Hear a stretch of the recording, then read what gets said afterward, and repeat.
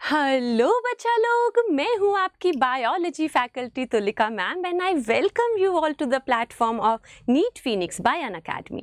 काफ़ी बच्चे comment section में बात कर रहे थे कि मैम नेक्स्ट चैप्टर एकलव्य का कब आएगा, एकलव्य का क्या हुआ, हमारा चैप्टर क्यों रुक गया। तो बच्चा, प्लानिंग करने में किसी चीज़ की बेटरमेंट में थोड़ा टाइम ज़रूर लगता है, but we are back with Eklavya series. अब मैं सारे कंफ्यूजन आपके 5 मिनट में दूर कर देती हूँ। यहाँ पे बेटा आपका फुल बायोलॉजी में पढ़ाने वाली हूँ, यानी बॉटनी भी, जूलॉजी भी, 11th भी, 12th भी। और अगर 11 12 दोनों कर लिया तो मेन फोकस तो हमारा नीट के ऊपर ही रहेगा। NEET is completely NCERT based, तो एनसीईआरटी की एक एक लाइन की इन डेप्थ में नॉलेज करनी है। क्वेश्चन प्रैक्टिस भी इसी सीरीज में होगा। तो क्या प्लानिंग रहेगी मैम? वीकली बेटा मैं आपके 2 लेक्चर्स लाऊंगी बायोलॉजी के, 2 से 3 घंटे के आपके लेक्चर्स होंगे।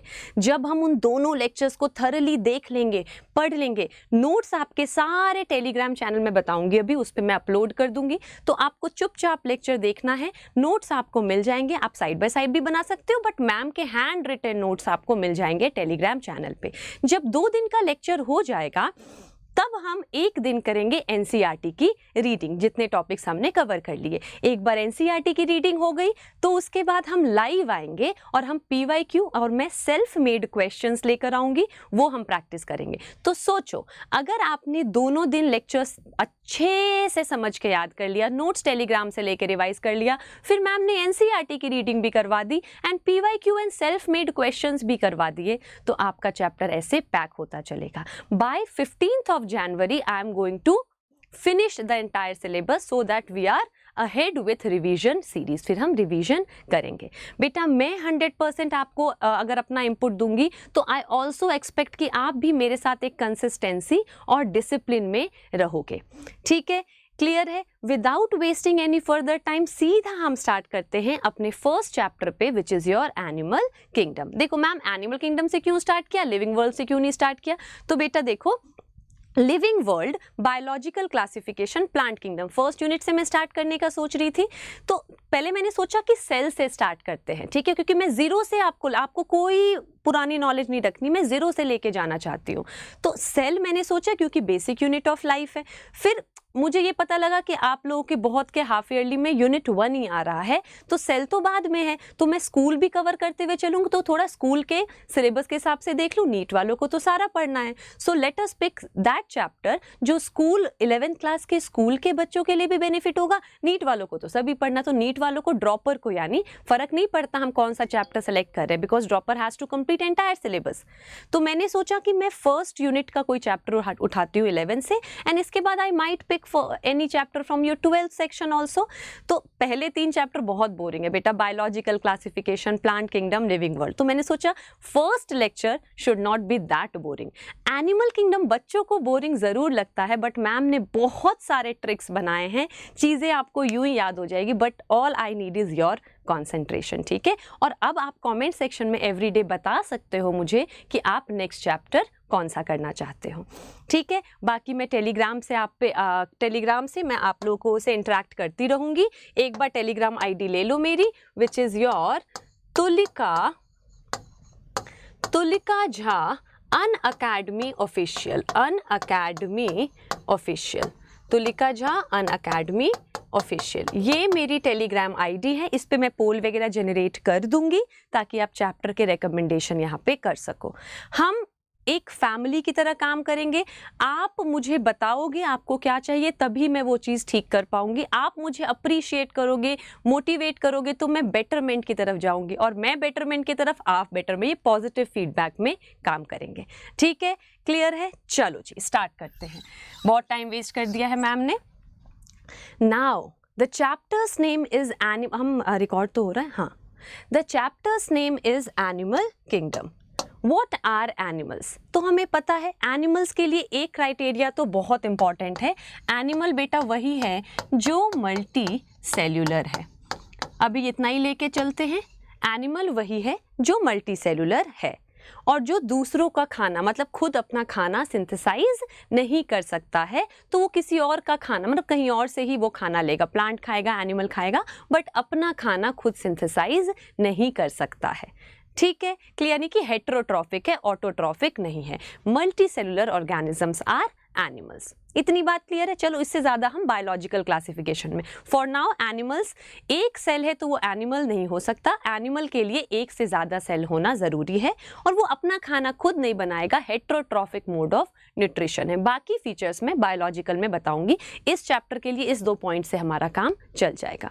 अब जितने भी एनिमल्स हैं, हमने कहा एनिमल्स कितने हैं, तो हमने कहा बेटा एनिमल्स ना बहुत सारे स्पीशीज हैं, एनिमल्स के बहुत सारे, कीड़े हैं, मछली है, कुत्ता है, इंसान है, इतने सारे स्पीशीज हैं, तो क्यों ना हम इसको क्लासिफाई करके एक एक कैटेगरी में डाल दें। फॉर एग्जाम्पल, अगर आप क्लास में बैठे हो और मैंने बोला कि सारे लड़के इस तरफ बैठ जाओ और सारी लड़कियां इस तरफ बैठ जाओ, तो पहला क्राइटेरिया मैंने क्या किया, जेंडर के बेसिस पे क्लास को डिवाइड कर दिया, so that I have easy idea, clear cut idea कि लड़कियां इधर है, लड़के इधर है। फिर मैंने बोला लड़कों में विद स्पेक्स आगे आ जाओ, विदाउट स्पेक्स पीछे चले जाओ। ठीक है, तो मैंने अब इस बॉयज वाले सेक्शन को एक और क्राइटेरिया डाल के 2 में डिवाइड कर दिया, गर्ल्स में भी कर दिया, स्पेक्स आगे, विदाउट स्पेक्टिकल्स पीछे। फिर मैंने बोला विथ शॉर्ट हाइट आगे एंड विथ लॉन्ग हाइट पीछे, तो मैं और ज़्यादा डिवाइड, फिर आपके स्पेक्टिकल्स वाले में जो छोटे हैं वो बच्चे वो आगे हैं, लंबे पीछे हैं, विदाउट स्पेक्टिकल छोटे आगे हैं, लंबे पीछे हैं। तो ऐसे करके मैंने जैसे जैसे क्राइटेरिया क्लासिफिकेशन का ऐड किया, वैसे वैसे ग्रुप्स क्या होते गए, छोटे होते गए। इसी तरह बेटा जितने भी एनिमल्स हैं, हमने कुछ कुछ फीचर्स ले लिए हैं और उसके बेसिस पे हमने एनिमल्स को डिफरेंट फाइलम्स में डिवाइड कर दिया, डिफरेंट ग्रुप्स में डिवाइड कर दिया है। तो एनिमल्स को हमने कितने कैटेगरी में डिवाइड कर दिया है, तो हमने कहा 11 कैटेगरीज में डिवाइड कर दिया है और उन 11 कैटेगरीज को हम क्या बोलते हैं, फाइलम्स बोलते हैं। क्या बोलते हैं, फाइलम्स। एनिमल्स कैसे होंगे, मल्टी सेल्यूलर होना तो ज़रूरी है और हमने अलग अलग क्राइटेरिया लेके उनको 11 ग्रुप्स, और उन ग्रुप्स को क्या बोल रहे हैं हम, फाइलम्स में डिवाइड कर दिया है। ठीक है, अब हम यहीं से चैप्टर स्टार्ट करेंगे। इस डिवीजन से बेटा फ़ायदा ये भी हुआ कि जब कोई नई स्पीशीज़ आएगी, अगर कोई नई स्पीशीज़ आएगी तो हम देख सकते हैं अच्छा 11 में से किस में मैच कर रहा है इसका फीचर, उस फाइलम में हम उसको डाल देंगे। डन है। नाउ ये जो 11 फाइलम्स हैं, आपको इसके सारे नाम याद होने चाहिए। वैसे तो आप 9th क्लास में पढ़ के आए हो, बट मैम ने ये यहाँ पे सारे नाम लिख दिए हैं। क्या नाम बेटा, ये तो याद करना पड़ेगा। Porifera, Coelenterata, Ctenophora, Platyhelminthes, Aschelminthes, Annelida, Arthropoda, Mollusca, Echinodermata, Hemichordata and Chordata. कितने हैं, 11 है। धीरे धीरे याद होगा। ठीक है, क्या क्या है बेटा, Porifera, Coelenterata, Cnidaria, Coelenterata, Ctenophora, Platyhelminthes, Aschelminthes, Annelida, Arthropoda, Mollusca, Echinodermata, Hemichordata and Chordata. ठीक है, ये धीरे धीरे याद कर लेंगे। अभी सिर्फ समझो, क्योंकि बच्चों को बड़ा लगता है एनिमल किंगडम रटना है। देखना आज बहुत इजीली आपको सारी चीजें याद हो जाएंगी। फाइलम अभी याद है तो वेल एंड गुड, वरना यहाँ पे आपके लिखा हुआ है। स्लो स्लो हम इसको लेके चलेंगे। नाउ क्या बेसिस है हमारा क्लासिफिकेशन का, ये जो हमने क्लासिफाई किया है किस बेसिस पे, जैसे मैम ने कहा पहले जेंडर के बेसिस पे, फिर स्पेक्टिकल्स के बेसिस पे, फिर हाइट के बेसिस पे, तो हमने इन फाइलम को किस बेसिस पे क्लासिफाई किया है। तो पहला जो है that is level of organisation, कि क्या वो, देखो मल्टी सेलुलर तो होंगे, तो क्या सारे के सारे सेल मिलके एक साथ काम कर रहे हैं या सारे सेल जो है अपना अलग अलग काम कर रहे हैं। तो हमने कहा उस बेसिस पे, लेवल ऑफ ऑर्गेनाइजेशन के बेसिस पे हमने सबसे पहले बात की है cellular level of organisation. Cellular level of organisation, अगर कोई एनिमल लूज सेल एग्रीगेट से बना है, क्या लिख दे इसमें, लूज सेल एग्रीगेट। अगर कोई ऑर्गेनिज्म लूज सेल एग्रीगेट से बना, ये रहे बहुत सारे सेल्स हैं, ठीक है, और ये हर एक सेल अपना अपना काम कर रहा है। ठीक है, इसको इससे मतलब नहीं है, इसको इससे मतलब नहीं है, हर एक सेल अपना अपना काम कर रहा है, तो लूज सेल एग्रीगेट है, इसे कहेंगे हम सेल्यूलर लेवल ऑफ ऑर्गेनाइजेशन।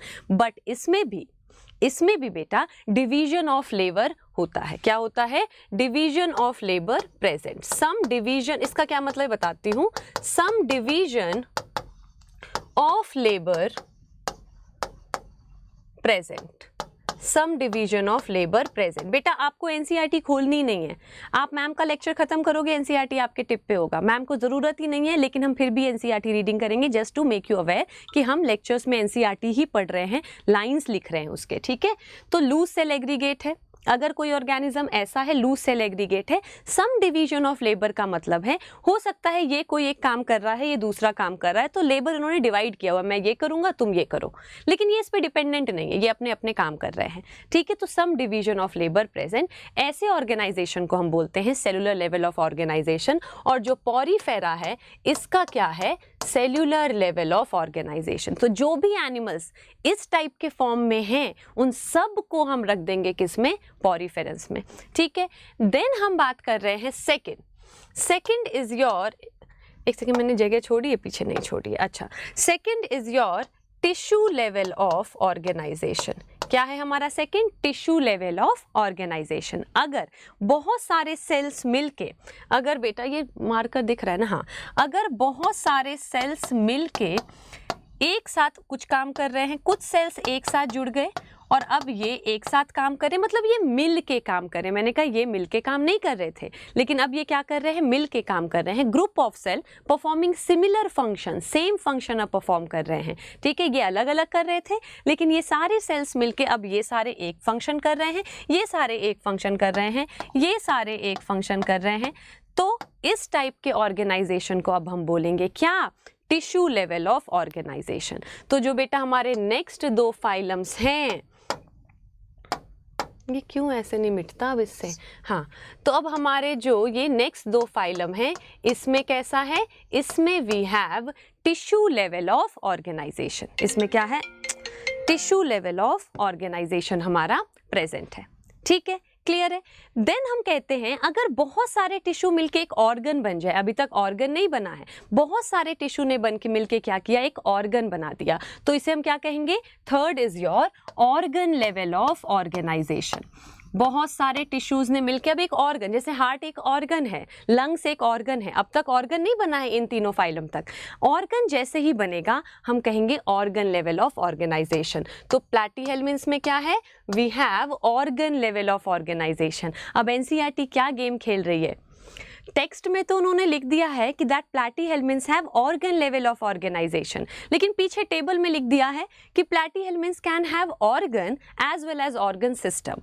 तो अब हमें याद रखना है कि कुछ ऑर्गेनिज्म जो प्लैटीहेल्मिन्थ्स के हैं वो ऑर्गन लेवल ऑफ ऑर्गेनाइजेशन करते हैं, लेकिन कुछ ऑर्गेनिजम्स ऐसे भी हैं जिसमें ऑर्गन मिलके क्या बन चुका है, ऑर्गन सिस्टम बन चुका है, ठीक है। यानी अगर किसी ऑर्गेनिज्म में सिर्फ लेट सपोज एक पर्टिकुलर ऑर्गन ही प्रेजेंट है, जैसे फ्लेम प्रोटोनेफ्रिड या फ्लेम सेल्स का ग्रुप प्रेजेंट है, लेकिन किसी और में वो एक स्ट्रक्चर के साथ जुड़ के एक सिस्टम भी बन गया है, यानी Platyhelminthes can have organ as well as organ system level of organisation, ठीक है। आपको बेटा मेरे लेक्चर में एनसीईआरटी नहीं खोलनी है, लास्ट में चैप्टर के बाद ही खोलनी, सब आपके टिप पर होगा।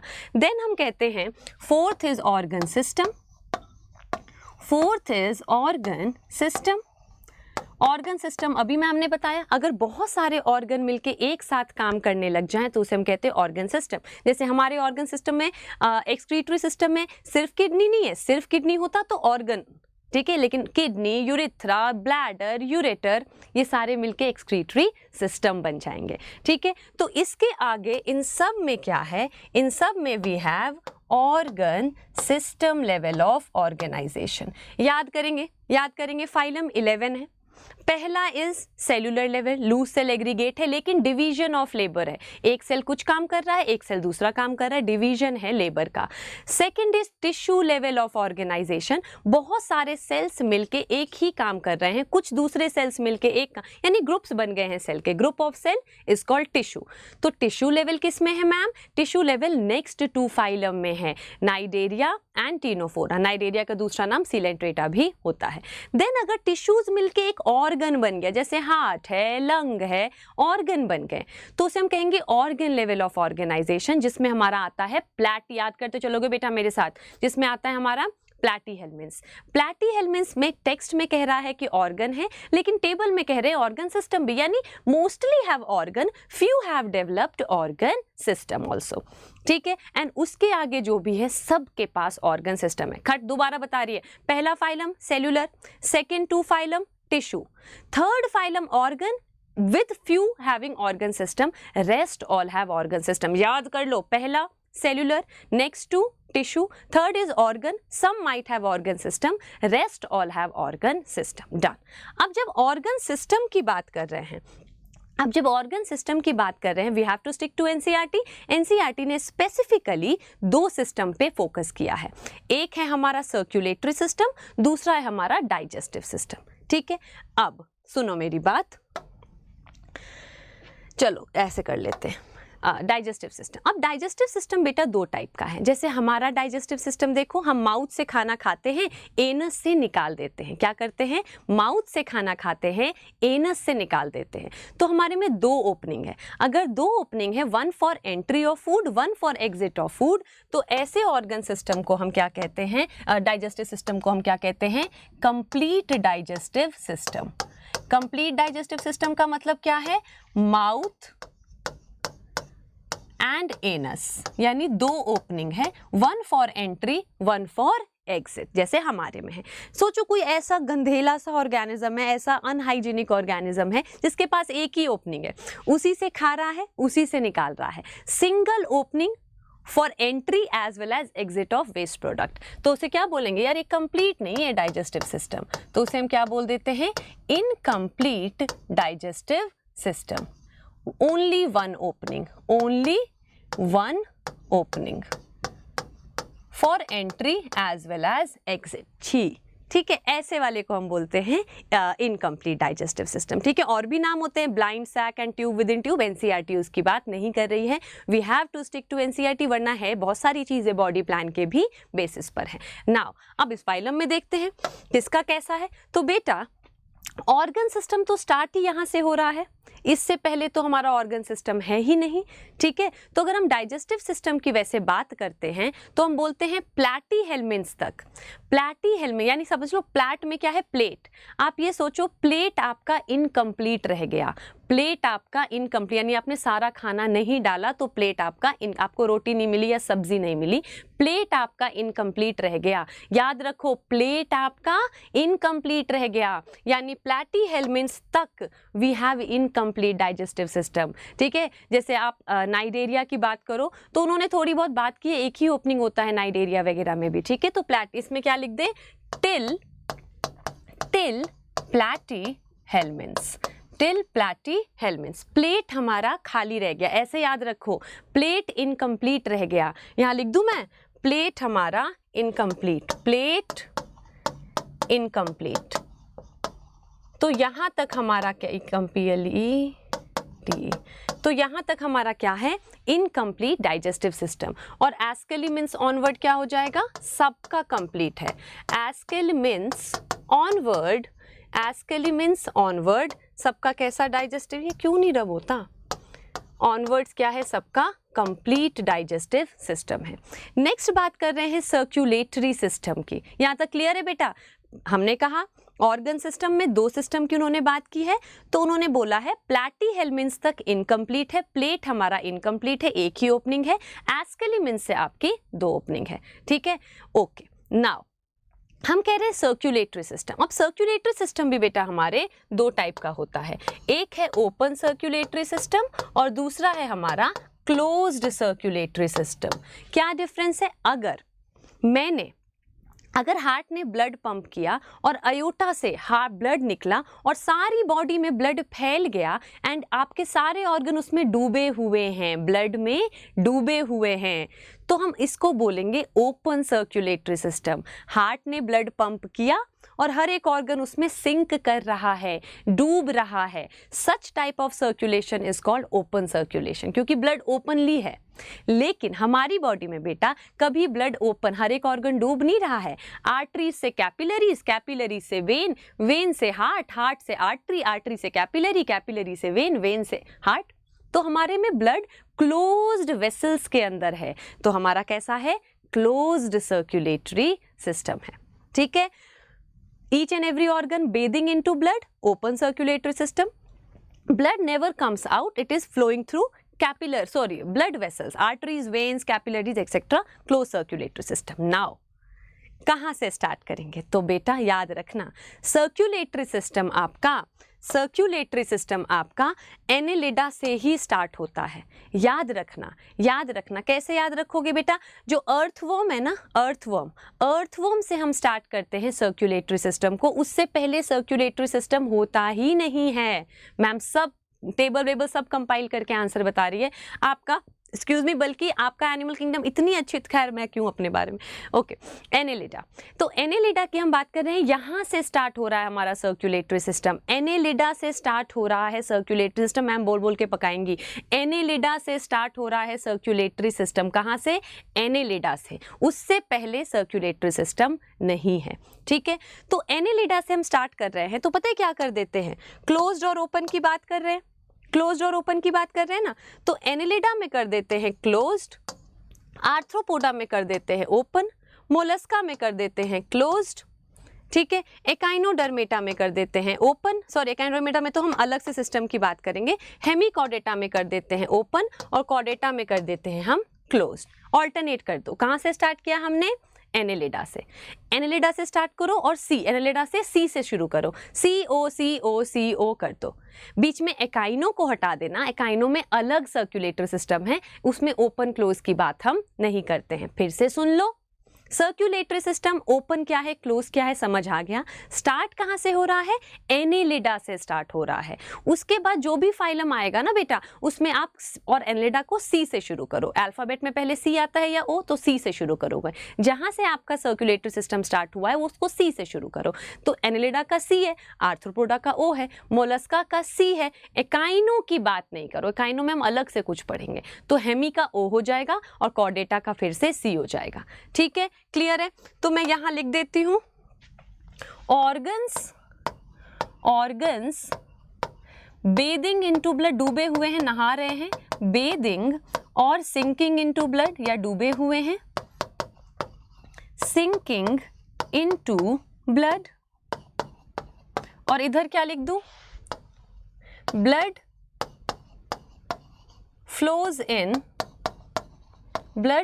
इन क्लोज्ड वेसल्स। ठीक है, और बाकी यहां पे लिख दूं मैं क्या, कौन कौन से कैसे होते हैं, पिंक से कर देती हूं। तो हमने कहा स्टार्ट कहां से करेंगे? स्टार्ट्स फ्रॉम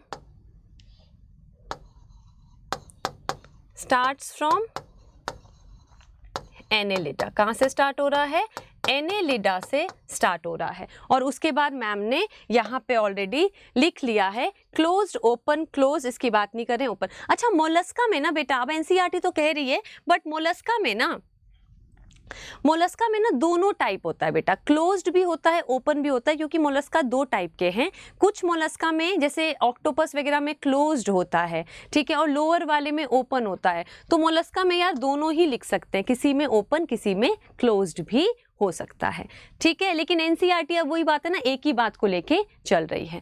नेक्स्ट हम किस पे आ जाते हैं? सिमिट्री पे आ जाते हैं। क्लियर है? एक बार रिवीजन नहीं, आप बैक करके देख लेना। मैं ऑफलाइन पढ़ाने वाली टीचर हूँ, तो मैं क्लास में याद करवाती रहती थी बोल बोल के, तो वो बार बार रिपीट करने की आदत है ताकि बच्चे को याद हो जाए। सिमिट्री का क्या मतलब है? अगर मैं अपने आप को यहाँ से कट कर दूं, तो क्या मेरे नीचे का पोर्शन और ऊपर का पोर्शन सेम होगा? नहीं। ठीक है, अगर बेटा मैं अपने आप को यहाँ से बीच में इस जगह से कट कर दूं, तो क्या मेरा फ्रंट पोर्शन और क्या मेरा बैक पोर्शन सेम होगा? नहीं। लेकिन अगर मैं अपने आप को यहाँ से कट करूं, तो मेरे ये दोनों पोर्शन क्या हो जाएंगे? हाफ क्या हो जाएंगे? सेम हो जाएंगे। यानी एक ही प्लेन मुझे दो पार्ट में, इक्वल पार्ट में डिवाइड कर सकता है। इसके अलावा किसी भी और प्लेन से मैं अगर अपने आप को कट करूं, तो दो इक्वल पार्ट में डिवाइड मैं नहीं हो सकती हूं। अगर कोई ऐसा ऑर्गेनिज्म हो जिसको आप किसी भी तरीके से डिवाइड कर लो, दो पार्ट इक्वल मिल ही नहीं सकते हैं, ऐसे ऑर्गेनिज्म को हम क्या बोलेंगे? एसिमेट्रिकल ऑर्गेनिज्म, क्योंकि आप किसी भी पार्ट से उसको दो इक्वल हाफ में डिवाइड नहीं कर सकते। ठीक है, अब सोचो कोई ऐसा ऑर्गेनिज्म है, जैसे मैं कह रही हूँ स्टारफिश बना लेते हैं, ये देखो 1 2, स्टारफिश में बेटा 5 आर्म्स होते हैं, 1 2 3 4 एंड 5। अब अगर मैं 5 आर्म है ना, मैं अगर यहाँ से 2.5 आर्म ले लूँ तो ये दोनों इक्वल है, यहाँ से भी 2.5 आर्म ले लूँ, ये दोनों इक्वल है। तो अगर मैं 2.5 पे 2 में डिवाइड कर दूँ सेंटर से पास करके, तो मुझे बहुत सारे इक्वल हाफ मिल सकते हैं। इधर से कट कर दो, इधर से कट कर दो, इधर से कट कर दो, किधर से भी कट कर दो।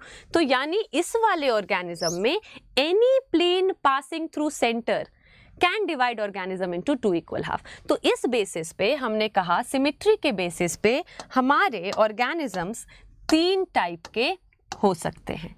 One is your radial symmetry, another is your bilateral symmetry and last is your asymmetrical. चलो ऐसे उल्टा लिखते हैं जैसे फाइलम से याद हो जाए।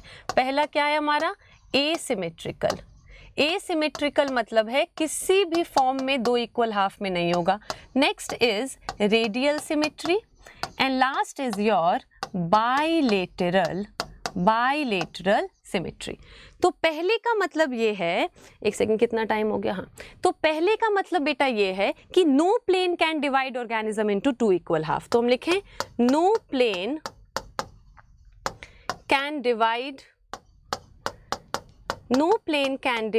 into equal half। नेक्स्ट में हम लिख देंगे any plane passing through centre can divide organism into 2 equal half. तो यहां लिख दे हम any plane passing through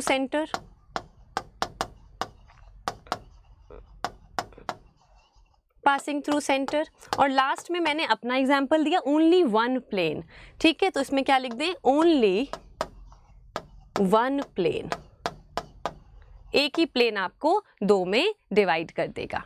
clear है? इतनी बात क्लियर है? तो हम इसमें देखेंगे, फाइलम्स वाइज देखेंगे किसका कैसा है, फाइलम वाइज देखेंगे। बेटा याद करते चलना है। एक बार टिश्यू पे आ जाओ वापस से। पहला लेवल ऑफ ऑर्गेनाइजेशन पे पहला क्या था? सेल्यूलर था। नेक्स्ट 2 टिश्यू थे। तीसरा वाला ऑर्गन भी था, लेकिन टेबल में कह रहे हैं तो ऑर्गन सिस्टम भी, कुछ ऑर्गन सिस्टम, मोस्टली ऑर्गन, और उसके बाद सारे ऑर्गन सिस्टम। फिर डाइजेस्टिव सिस्टम की बात की, तो प्लेट आपका इनकम्प्लीट रह गया, यानी प्लेटी हेल्मिन्स तक इनकम्प्लीट डाइजेस्टिव सिस्टम है, ओनली 1 ओपनिंग, उसके बाद सबका कंप्लीट डाइजेस्टिव सिस्टम है। सर्कुलेटरी सिस्टम में हम कह रहे हैं स्टार्ट कहाँ से होगा? एनेलिडा से। ठीक है, एनेलिडा में उसके बाद आप क्या कर रहे हो? जहां से स्टार्ट हो रहा है यानी एनेलिडा, वहां से आप सी से शुरू कर रहे हो। उसके बाद आपको ऑल्टरनेट करना है CO, लेकिन बीच में एकाइनोडर्मेटा को हटा देना है। उनका हम अलग से बात करते हैं। वाटर वैस्कुलर सिस्टम होता है, उसको अलग से बात करते हैं। ठीक है, क्लियर है? क्लोज और ओपन का मतलब आपको पता है। अब सिमेट्री पे आ गए। सिमेट्री में हमने कहा एसिमेट्रिकल, कोई प्लेन डिवाइड ही नहीं कर सकता इक्वल हाफ है। अब अमीबा को क्या ही डिवाइड करोगे, अलग अलग उसके निकल रही हैं चीजें। So no plane can divide organism into 2 equal half. Asymmetrical, any plane passing through centre can divide organism into 2 equal half, that is your radial symmetry. कोई भी चीज रेडियस से, ऐसे सर्कल की तरह ऑर्गेनिज्म, इधर से काट दो, इधर कोई सर्कल है, ऐसे कर दो, ऐसे कर दो, ऐसे कर दो, ऐसे कर दो, so radial symmetry. Bilateral, only 1 plane can divide organism into 2 equal halves. अब यहां पे लेके चलेंगे किसमें कैसा है, सॉरी, इसमें लेके चलेंगे। तो बेटा पॉरीफेरा जो आपका होता है ना, पॉरीफेरा जो आपका है, ये एसिमेट्रिकल है। अब again discrepancy between table and text. तो टेक्स्ट में कहते हैं कि जो आपका पॉरीफेरा है वो एसिमेट्रिकल है, यानी कोई प्लेन उसको डिवाइड नहीं कर सकता। लेकिन टेबल में क्या बोल रहे हैं? वेरीड सिमेट्री, यानी अलग टाइप की सिमेट्री। क्योंकि बेटा एक एक्सेप्शन है जो होता है आपका रेडियल सिमेट्री। तो एसिमेट्रिकल लिख दिया हमने, एसिमेट्रिकल लिख दिया, साथ में हमने क्या लिख दिया? वेरीड। जैसे हमने ऑर्गन और ब्रैकेट में क्या? Organ system. तो वेरीड आ रहा है ऑप्शन में, वो भी ठीक है। एसिमेट्रिकल आ रहा है, वो भी ठीक है, क्योंकि mostly asymmetrical, one has a different kind of symmetry, that is your radial symmetry. So we are saying that 99% have asymmetrical, one has radial, therefore varied symmetry can also be given the term. ठीक है, clear है? Then उसके बाद जो आपके next 2 हैं, पहले तो ये ध्यान रखना ये दोनों मोस्टली साथ ही रहेंगे, इनका सेम कैरेक्टर, थोड़ा सा ही डिफरेंस है, ठीक है, भाई भाई है, ठीक है, कजन से लड़ाई हो गई है, सिबलिंग से लड़ाई हो गई है। तो हमने बोला कि जो हमारा टिश्यू है, जो हमारे नेक्स्ट टू फाइलम है, इनका रेडियल सिमेट्री है। तो इनको साथ में लिख दो, कैसा सिमेट्री है, रेडियल सिमेट्री है, रेडियल सिमेट्री है, ठीक है। उसके बाद सबका क्या है, बाइलेटरल है। अगेन एक्सेप्शन में कौन आ जाएगा, एकाइनोडर्मेटा, ठीक है। तो उसके बाद तो सबका बाइलेटरल है, लेकिन एक्सेप्शन में आ गया एकाइनोडर्मेटा, वो हम देखेंगे। तो इसमें क्या लिख दूं बेटा, इसमें पॉरीफेरा लिख दूं, सो वी हैव पॉरीफेरा। इसमें क्या लिख दूं, तो Coelenterata and Ctenophora, Coelenterata and Ctenophora. अब जो मैम कह रहे हो आप एकाइनोडर्मेटा में ना एक्सेप्शन है, तो वो क्या एक्सेप्शन है मैम, तो बेटा एकाइनोडर्मेटा ना स्टार फिश है। क्या है एकाइनोडर्मेटा, स्टार फिश है। ऐसे बना दे, 1 2 3 4 5, एकाइनोडर्मेटा क्या है हमारा, स्टार फिश है। तो स्टार फिश में क्या है आपके, अगेन 2.5 करके डिवाइड कर दो। तो एकाइनोडर्मेटा तो रेडियल सिमेट्री हो गया, इसी एग्जांपल पे मैम ने समझाया था। तो एकाइनोडर्मेटा स्टार फिश है जिसमें 5 आर्म्स हैं, 2.5 में अगर डिवाइड हो सकता है तो ये रेडियल हो गया ना। तो हमने कहा पहला phylum is asymmetrical, next 2 is radial and echinodermata is also radial. तो यहां मैं क्या लिख दूं, एकाइनोडर्मेटा, लेकिन इसका एडल्ट, इसका क्या है, एडल्ट, जो हमने अभी यहाँ पे बनाया है ये एडल्ट है। एकाइनोडर्मेटा का बच्चा जो लार्वा होता है ना, एकाइनोडर्मेटा का जो लार्वा होता है ना, वो तो नॉर्मल जैसे अर्थवर्म है ना, ऐसा होता है, ऐसा है लार्वा। तो लार्वा को फिर आपको 20 से ही डिवाइड करना पड़ेगा, तभी 2 इक्वल हाफ आएंगे। यानी एकाइनोडर्मेटा का जो एडल्ट है that is radial symmetry, but जो लार्वा है वो कैसा है, बाइलेटरल सिमेट्री। तो यहां मैं लिख देती हूं प्लैटीहेल्मिन्स ऑनवर्ड, सारे फाइलम प्लैटीहेल्मिन्स ऑनवर्ड्स और प्लस एकाइनोडर्मेटा का लार्वा, एकाइनोडर्मेटा का लार्वा, एकाइनोडर्मेटा का लार्वा, ठीक है, क्लियर है। सिमेट्री भी हमारी हो गई। अब नेक्स्ट फीचर क्या है, next feature we have germ layer. What do we mean by germ layer, ठीक है। अच्छा, पहले ही मैं बता रही हूँ बेटा, जो बच्चे ड्रॉपर के हैं और जिनको लग रहा है कि ये तो स्लो जा रहा है, तो मैम बेसिक से पढ़ा रही है, लेकिन आप लेक्चर को बंद मत करना, क्योंकि आगे एक बहुत ही इंटरेस्टिंग ट्रिक मैं आपको बता रही हूँ। या तो लेक्चर मत देखो अगर आपको लग रहा है कि ये ना मैम बहुत अच्छे से बता रही है, नीचे बेसिक से बता रही है, लेकिन आगे ले जाना, थोड़ी सी आगे में ना मैं एक आपको ट्रिक बताने वाली हूँ, वो ट्रिक पक्का याद करना बेटा। एनसीईआरटी की आपकी एनिमल किंगडम बहुत सिंप्लीफाई हो जाएगी उस ट्रिक से। चलो, जर्म लेयर, जर्म लेयर क्या है, वो लेयर जिससे पूरी बॉडी जर्मिनेट करेगी, that is your germ layer, जिससे आपकी पूरी बॉडी क्या हो जाएगी, जर्मिनेट करेगी। तो सबसे पहले बात करते हैं, ये है ओवम और ये है स्पर्म, मिलके क्या बनता है, जाइगोट। ये रहा 2n। अब यही जाइगोट तो मल्टीप्लाई करता है, नंबर बढ़ता चलता है और आपकी पूरी की पूरी बॉडी बन जाती है। यानी ये मल्टीप्लाई जब करेगा तो बहुत सारे सेल्स बनेंगे, इसी जाइगोट से माइटोसिस करेगा और बहुत सारे सेल्स बनने स्टार्ट होंगे, तभी तो हमारी बॉडी बनेगी।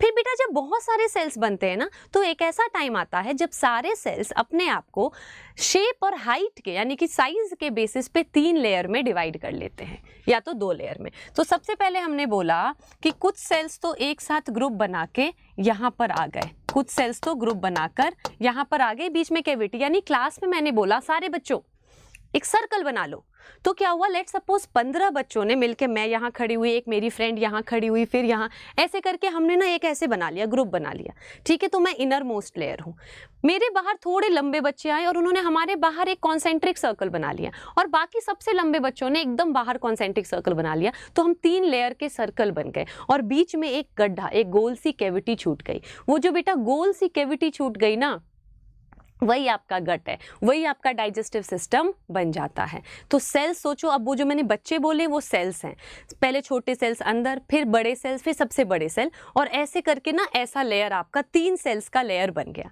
और जो बीच का गड्ढा है ना गोल सा, वो आपका डाइजेस्टिव सिस्टम बन जाता है, उसके 2 ओपनिंग बन जाती है, एक माउथ और एक एनस, ठीक है। तो हमने कहा इनर लेयर ऑफ सेल। इसके बाद क्या आ जाएगा हमारा, नेक्स्ट लेयर ऑफ सेल,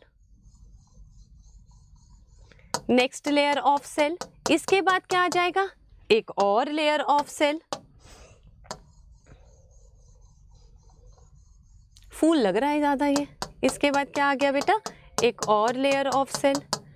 तो अब ये 3 लेयर ऑफ सेल बन गए अगर, तो हम बोलेंगे ये ऑर्गेनिज्म कैसा है, ये ऑर्गेनिज्म 3 लेयर से बना है, ट्रिप्लोब्लास्टिक। ट्रिप्लोब्लास्टिक, यही सेल्स थे, आपने डिवाइड कर लिया। और बीच में जो जगह बन गई है ये गट है, गट मतलब पेट, गट की फीलिंग, गट मतलब पेट, तो ये हमारा पेट बन जाएगा। और बाकी जो ये सेल्स है ना, अलग अलग ऑर्गन्स बनाएंगे, कुछ ऑर्गन्स येलो वाले सेल से बनेंगे, कुछ ऑर्गन्स, यानी बाकी ऑर्गन तो अपने अपने बनेंगे, लेकिन बीच में जो खाली जगह बन गई ना, वो आपका गट है, उसी में आप खाना ठूसोगे, उसी से आप खाना निकालोगे। ठीक है, क्लियर है। किसी किसी ऑर्गेनिज्म में बेटा ये बीच का लेयर डिफरेंशिएट नहीं होता, मतलब पहले तो छोटे छोटे बच्चों ने सर्कल बनाया, फिर बड़े बच्चे पीछे से उन्होंने बीच में थोड़ी सी गैप छोड़ दी जिसमें बैग रख दिए सारे, तो वो सेल नहीं है ना, बैग सबके पड़े हुए हैं, तो वो डिफरेंशिएटेड सेल का डिफरेंशिएटेड लेयर नहीं है, तो 2 ही लेयर बनता है। तो अगर 2 ही लेयर बनेगा तो हम उसे क्या बोल देंगे, डिप्लोब्लास्टिक। ये देखो, ये बच्चों ने पहला लेयर बनाया और दूसरे बच्चों ने आए ही नहीं, वो सीधा बाहर की तरफ आए, सीधा किधर आए, बाहर की तरफ आए, लेकिन उन्होंने बीच में क्या कर दिया, बैग रख दिया। तो पहले तो मैं बाहर का लेयर बना दूं, और बीच में उन्होंने क्या कर दिया, कुछ नहीं, बैग को रख दिया, यानी ये आपके सेल्स नहीं हैं, ये आपके स्टूडेंट्स नहीं हैं, ये तो उनके बस्ते हैं, ये तो उनके बस्ते हैं। तो अब आपका ये वाला जो है, this is your diploblastic, this is your diploblastic organism. Only 2 layer of डाई मतलब 2, ट्राई मतलब 3। तो यही डायग्राम उनका बना है। तो ये जो आउटर मोस्ट लेयर होता है ना, आउटर मोस्ट लेयर को हम क्या बोल देते हैं, वी कॉल इट एक्टोडर्म। डर्म मतलब लेयर है। बीच वाले को हम क्या कह देते हैं, मीजोडर्म, और अंदर वाले को हम क्या कह देते हैं, एंडोडर्म। ठीक है, 3 जर्म लेयर बने। लेकिन इस वाले में जो एंडोडर्म एक्टोडर्म तो है, बीच में तो इसके भी गट है, लेकिन बीच का जो लेयर है अनडिफरेंशिएटेड लेयर, इसे हमने क्या बोल दिया, मीजोग्लिया। अनडिफरेंशिएटेड लिख दूं यहाँ पे,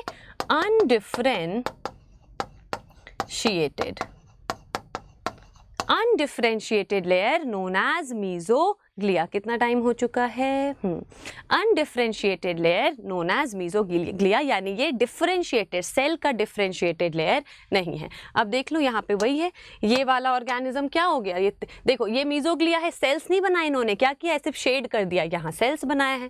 तो ये मिस्टर कौन है हमारे, ये भाई साहब हमारे हैं डिप्लोब्लास्टिक, और ये भाई साहब हमारे क्या हैं, ट्रिप्लोब्लास्टिक। अब हम क्या करेंगे, अब हम फाइलम वाइज देखेंगे कौन से क्या हैं। मैम बीच में पूछेंगे, आपसे क्वेश्चन पूछेंगी। तो सबसे पहले बेटा स्टार्टिंग के 3 फाइलम को बोल दो डिप्लोब्लास्टिक। स्टार्टिंग के 3 बेसिक है ना, ये तीनों क्या है, डिप्लोब्लास्टिक है, और प्लेट से आगे आपका ट्रिप्लोब्लास्टिक है। ठीक है, तो जो इनकम्प्लीट रह गया था वहां से आपका ट्रिप्लोब्लास्टिक है। तो मैं कैसे कर दूं, कहाँ लिख दूं यार, ओके, इधर लिख देती हूँ, ट्रिप्लोब्लास्टिक ऐसे कर देते हैं, पहले डिप्लो लिखते हैं।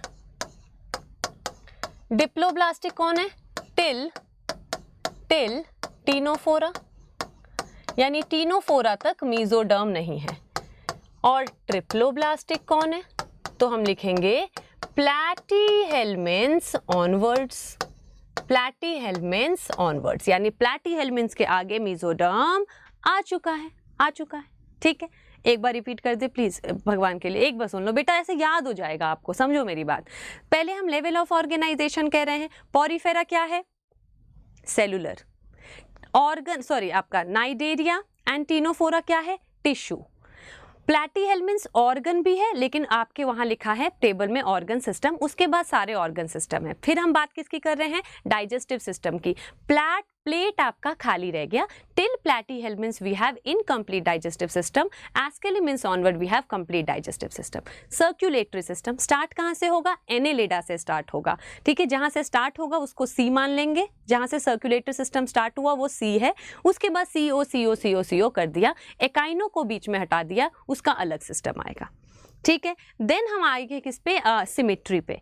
एसिमेट्रिकल पहला फाइलम। नेक्स्ट टू क्या है हमारा, रेडियल सिमेट्री, लेकिन echinodermata star fish is also radial symmetry, उसका लार्वा बाइलेटरल है, लेकिन प्लैटीहेल्मिन्थ ऑनवर्ड सब बाइलेटरल है। और ये रहा हमारा जर्म लेयर। नेक्स्ट हम बात करते हैं सीलोम। What is coelom? तो पहले definition, body cavity between gut and outer wall, body cavity between gut and outer wall, lined by mesoderm,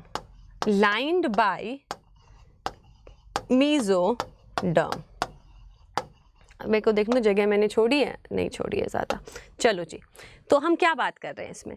हम बेटा इसमें बात कर रहे हैं कि अगर सोचो, कहाँ बना दूँ, यहाँ करते हैं। देखो बेटा, ये आपका गट है।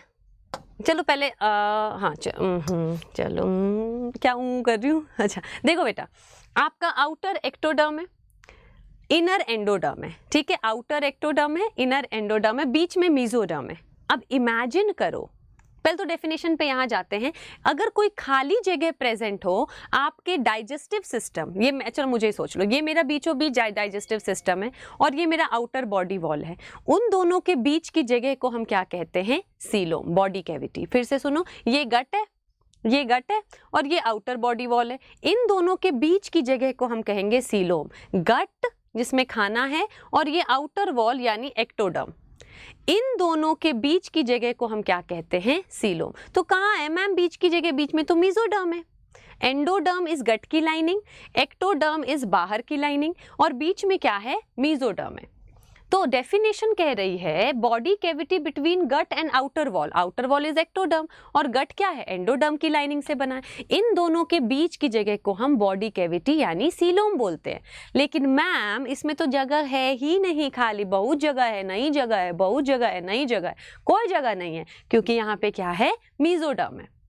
लेकिन अगर मैंने एक ब्लेड लिया और ब्लेड से मीजोडर्म को बीचों बीच से सेल को कट कर दिया, तो अब एक एक सेल दो टुकड़ों में बट गया और मैंने एक टुकड़े को भेज दिया है एंडोडर्म के साथ और एक टुकड़े को भेज दिया है एक्टोडर्म के साथ। यहाँ देखो, ये मैंने बोला ये मेरे इनर सेल्स हैं, ये मेरे क्या है बेटा, इनर सेल्स हैं, और ये गट है, और ये मैं बना रही हूँ आउटर, लेट सपोज, तो ये मेरा क्या है, आउटर सेल है। ये क्या है मेरा बेटा, आउटर सेल है, ये हमारा आउटर सेल है। अब बीच में जो मीजोडर्म था ना, मीजोडर्म था, मैंने उसको बीचों बीच कट दिया, ऐसे करके एक ब्लेड से घुमा दिया, जिसकी वजह से, और उसके बाद मैंने ऐसे करके चीर दिया, उसको फाड़ दिया, तो अब आधे सेल्स तो मीजोडर्म के टूटे हुए इधर चले गए, टूटा हुआ ख्वाब, और आधे सेल आपके बेटा अंदर की तरफ आ गए, जिसकी वजह से बीच में क्या हो गई, एक कैविटी बन गई। ठीक है, अब इस कैविटी को हम क्या कह देंगे, coelom. Body cavity present between gut, अंदर गट है और आउटर वॉल, लेकिन बीच में हमने मीजोडर्म था, उसके रहने की वजह से कैविटी बन ही नहीं पा रही थी, मैंने ऐसे स्लिट मारा, आधे को एक्टोडर्म के साथ भेजा, आधे को एंडोडर्म के साथ भेजा और बन गई कैविटी। यही है हमारा सीलोम। अब डेफिनेशन भी देखो, body cavity between gut and outer wall line by mesoderm, mesoderm की इसमें क्या है, लाइनिंग प्रेजेंट है, ये सीलोम है। अब जिसके पास ऐसा स्ट्रक्चर बन गया डेवलपमेंट के टाइम पे, उन ऑर्गेनिज्म को हम कहेंगे सीलोमेट। उसके पास सीलोम आ गया तो उसे हम क्या कहेंगे, सीलोमेट बोल देंगे। ठीक है, लेकिन ये मत देखना अभी, लेकिन किसी किसी ऑर्गेनिज्म ने मना कर दिया, मैं तो नहीं कटने दूंगा मीजोडर्म को, हम अपने नहीं कटवाएंगे, तो ऐसे ऑर्गेनिज्म अब आपके एसीलोमेट हो गए। समझ आ गई बात? जिसने मीजोडर्म को कट ही नहीं करने दिया तो उसमें कैसे बनेगा सीलोम, तो वो क्या हो गए, एसीलोमेट। तो बेटा इसमें देखो बेटा, पिंक वाला मीजोडर्म है, ये तो कट ही नहीं हुआ, पिंक वाला मीजोडर्म तो कट ही नहीं हुआ, तो ये कैसा ऑर्गेनिज्म हो गया, ये हमारा हो गया एसीलोमेट, एसीलोमेट। अब इस वाले में देखो, आधा पिंक यहाँ चला गया, आधा पिंक यहाँ आ गया, ये कैविटी बन गई, लिखा भी इन्होंने सीलोम। तो ये ऑर्गेनिज्म कौन सा है, this organism is coelomate, this organism is coelomate. अब तीसरी बात हम करेंगे, क्या करेंगे? तीसरी बात ये है कि जब मैंने कट मारा ना बीच से ऐसे करके और सेल को मैंने डिवाइड करके ऐसे करने की कोशिश की, उन्होंने कहा अच्छा एक तो हमें काट दिया, अब हमें अलग भी कर रहे हैं, हम नहीं होंगे अलग।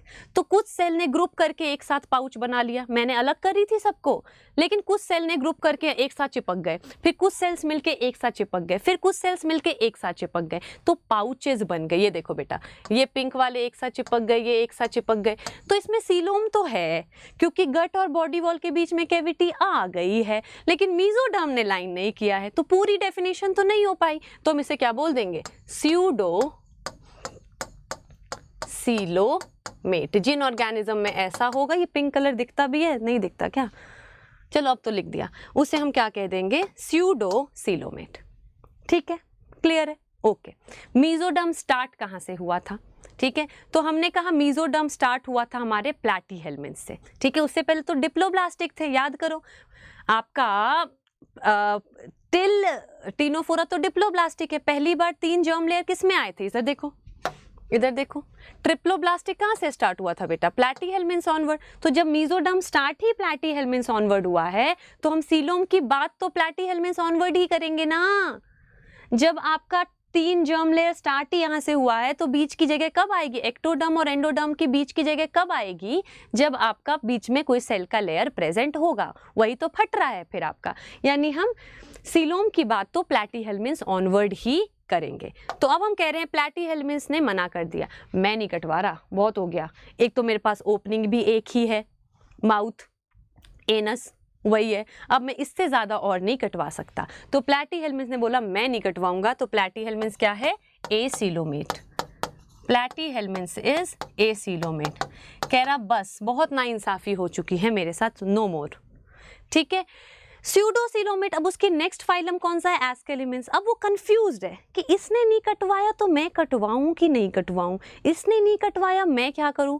इतने में डिसीजन, जब कंफ्यूजन रहेगा ना, ड्रॉप करूं नहीं करूं, ये करूं वो नहीं करूं, तो कुछ नहीं होता फिर। ठीक है, फिर आप बीच में फंसे रह जाते हो, या तो करो आर या पार। तो हमने बोला एसीलोमेट जो आपका एस्केलिमिन्स है, उसने कटवा तो लिया, फिर उन्होंने डिसीजन चेंज कर लिया, हम अलग नहीं होंगे, तो पाउच बन गए। तो एस्केलिमिन्स में कैसा हो गया? एस्केलिमिन्स में हो गया स्यूडोसीलोम, क्योंकि ये कंफ्यूज ही रह गया कि क्या करूं, कटवाऊं नहीं कटवाऊं, तब तक कट गया। फिर ने कहा हम नहीं जा रहे अलग, तो हम ये पाउच इन्होंने बना लिया। Annelida onwards we have, Annelida onwards we have true coelom. ठीक है, क्लियर है? इतनी बात क्लियर है, सारे फीचर्स होते चल रहे हैं हमारे। Next is segmentation. What do we mean by segmentation? तो हम कह रहे हैं if an organism can be divided into n number of segments with serial repetition of at least 1 organ, then organism is said to be segmented. क्या बोल गए ma'am ये? Cut cut cut cut cut cut. मैं बेटा NCERT की line मेरी छपी हुई है तो मैं वो बोलती चलती हूँ। व्हेन एन ऑर्गेनिज्म, ध्यान से सुनना, अगर आप मुझे कट कर दो, cut cut cut cut cut cut cut cut cut cut, बहुत सारे पार्ट्स बना दिए, ठीक है, और अगर मेरे हर एक पार्ट में कोई एक ऐसा ऑर्गन है जो कॉमन चल रहा है, तो आप बोलोगे मैम की बॉडी सेगमेंटेड है। लेकिन अगर आपने मुझे कट कट कट कट करके कट कर दिया और मेरे किसी भी सारे पीसेस में कोई एक ऑर्गन भी कॉमन नहीं आया, तो आप बोलोगे मैम अनसेगमेंटेड है। ठीक है, तो सिमिलरली तो डेफिनेशन क्या लिखें? If N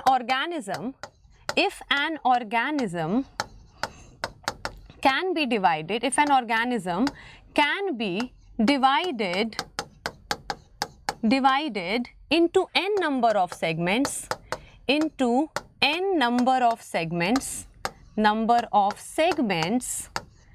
with serial repetition of at least one organ, with serial repetition. Ma'am देख रही, अच्छा ऑनलाइन बच्चों, मैं कहती मैम देख रही बातें जो कर रहे हो। With serial repetition, with serial, एक तो ये गायब हो जाता है, repetition of at least one organ, तो हम कहते हैं ऑर्गेनिज्म क्या है? सेगमेंटेड है। सेगमेंटेड कौन कौन से फाइलम हैं? तो सिंपल सी बात है, सेगमेंटेड आप याद रखोगे का, CAA, का या अका या आक, CAA हमारे सेगमेंटेड हैं। C for Chordata, A for arthropoda and Annelida, दो ही फाइलम तो बेटा ए से 3 है, एस्केलिमिन्स को हटा दो, ठीक है, स्यूडो वाले को, फॉल्स वालों को नहीं लेंगे हम, फॉल्स वालों को नहीं लेंगे हम, तो हमने क्या Arthropoda and then we have Annelida,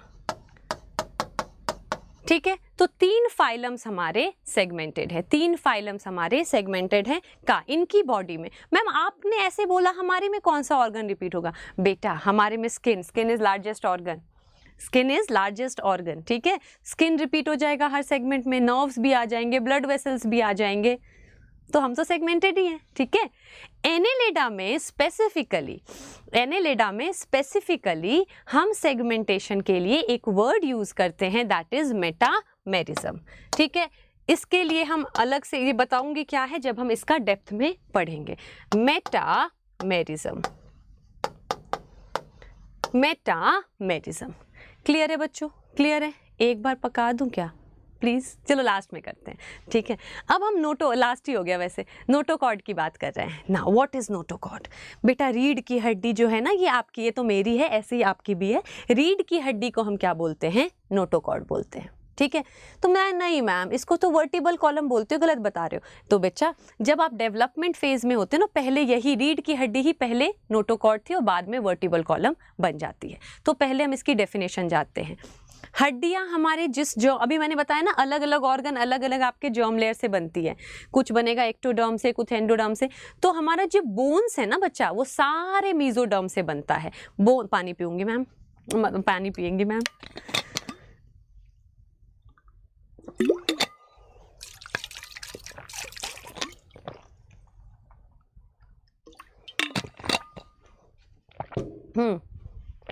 तो हमने बोला जो हमारा बोन है ना, वो सारा मीजोडर्म से बनता है। तो वर्टिबल कॉलम तो बोन है और नोटोकॉर्ड पहले वर्टिबल कॉलम ही तो पहले नोटोकॉर्ड था, यानी नोटोकॉर्ड किससे बना है? मीजोडर्म से बना है, मीजोडर्म से बना है। पहला पॉइंट तो ये हो गया। अच्छी राइटिंग में लिखूंगी।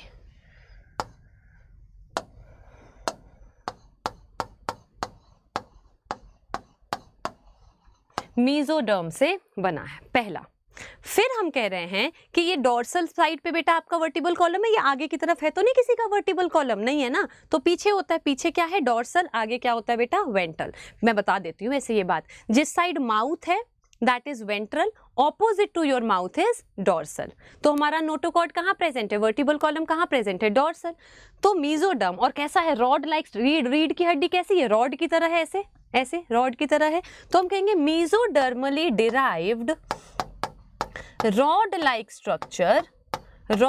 Structure on dorsal side of body. किधर प्रेजेंट है? Dorsal side of body. तो जिन ऑर्गेनिज्म के पास नोटोकॉर्ड है उनको हम बोल देते हैं कॉर्डेटा, जैसे मैं, जैसे आप, ठीक है। तो जिनके पास नोटोकॉर्ड है वो है हमारे कॉर्डेटा, और जिनके पास नोटोकॉर्ड नहीं है, ये mesodermally derived rod like structure और dorsal side of the body. Mesoderm से बोन्स बनते हैं, रॉड लाइक स्ट्रक्चर है, डोर्सल साइड ऑफ बॉडी पे है। जिनके पास हैं वो है हमारे कॉर्डेटा, और जिनके पास नहीं है वो है हमारे नॉन कॉर्डेटा। तो बेटा जो हमारे 11 फाइलम्स थे, वापस चलते हैं, जो हमारे 11 फाइलम्स थे, इनमें से देखो 10 फाइलम तो हमारे क्या हैं? कॉर्डेटा, नॉन कॉर्डेटा है, और एक 11th phylum is your Chordata, ठीक है, क्लियर है? एक बार लास्ट टाइम बच्चा, प्लीज लास्ट टाइम, ऑर्गन, पहला फाइलम कैसा लेवल, आप इधर मत देखो बेटा, आप रिवीजन करो। पहला फाइलम पॉरीफेरा, कैसा लेवल ऑफ ऑर्गेनाइजेशन? पहला is cellular, next 2 is your tissue, third is your organ, and कहीं कहीं पे ऑर्गन सिस्टम, रेस्ट सारे है ऑर्गन सिस्टम। सिस्टम में एनसीईआरटी ने 2 की बात की है, डाइजेस्टिव सिस्टम, प्लेट आपका इनकम्प्लीट रह गया, टिल प्लैटीहेल्म मींस इनकम्प्लीट, उसके बाद सारे क्या हैं? कंप्लीट है। Circulatory system starts from Annelida, तो एनेलिडा का सी है, उसके बाद CO करते रहो, एकाइनोडर्मेटा को बीच से हटा दो। उसके बाद सिमेट्री, पहला phylum is asymmetrical, then next 2 phylum is radial symmetry, और एकाइनोडर्मेटा में स्टारफिश से मैम ने बताया वो भी रेडियल सिमेट्री है, लेकिन उसके आगे Platyhelm means onward all are bilateral. Echinodermata का लार्वा इज बाइलेटरल, ठीक है, लेकिन पॉरीफेरा में टेबल में उन्होंने कर दिया है वेरीड, तो हम एसिमेट्रिकल आएगा ऑप्शन तो भी सही मानेंगे और वेरीड आएगा तो हम उसको भी सही मानेंगे। Then we are talking about germ layer, triploblastic and diploblastic. तो हमने बोला कि पहले 3 डिप्लोब्लास्टिक हैं और उसके बाद हमारा क्या है, ट्रिप्लोब्लास्टिक है। फिर सीलोम की बात करते हैं, तो जहां पे मीजोडर्म आएगा वही सीलोम वर्ड आएगा बेटा, क्योंकि सीलोम की लाइनिंग मीजोडर्म की है, body cavity between gut and outer body wall but lined by mesoderm. तो यार जब आपके टीनोफोरा तक मीजोडर्म ही नहीं है वहां पे तो सीलोम की बात नहीं करोगे। अब जिसका मीजोडर्म कट गया उसका सीलोम बनेगा, जिसका नहीं कटा उसका नहीं बनेगा।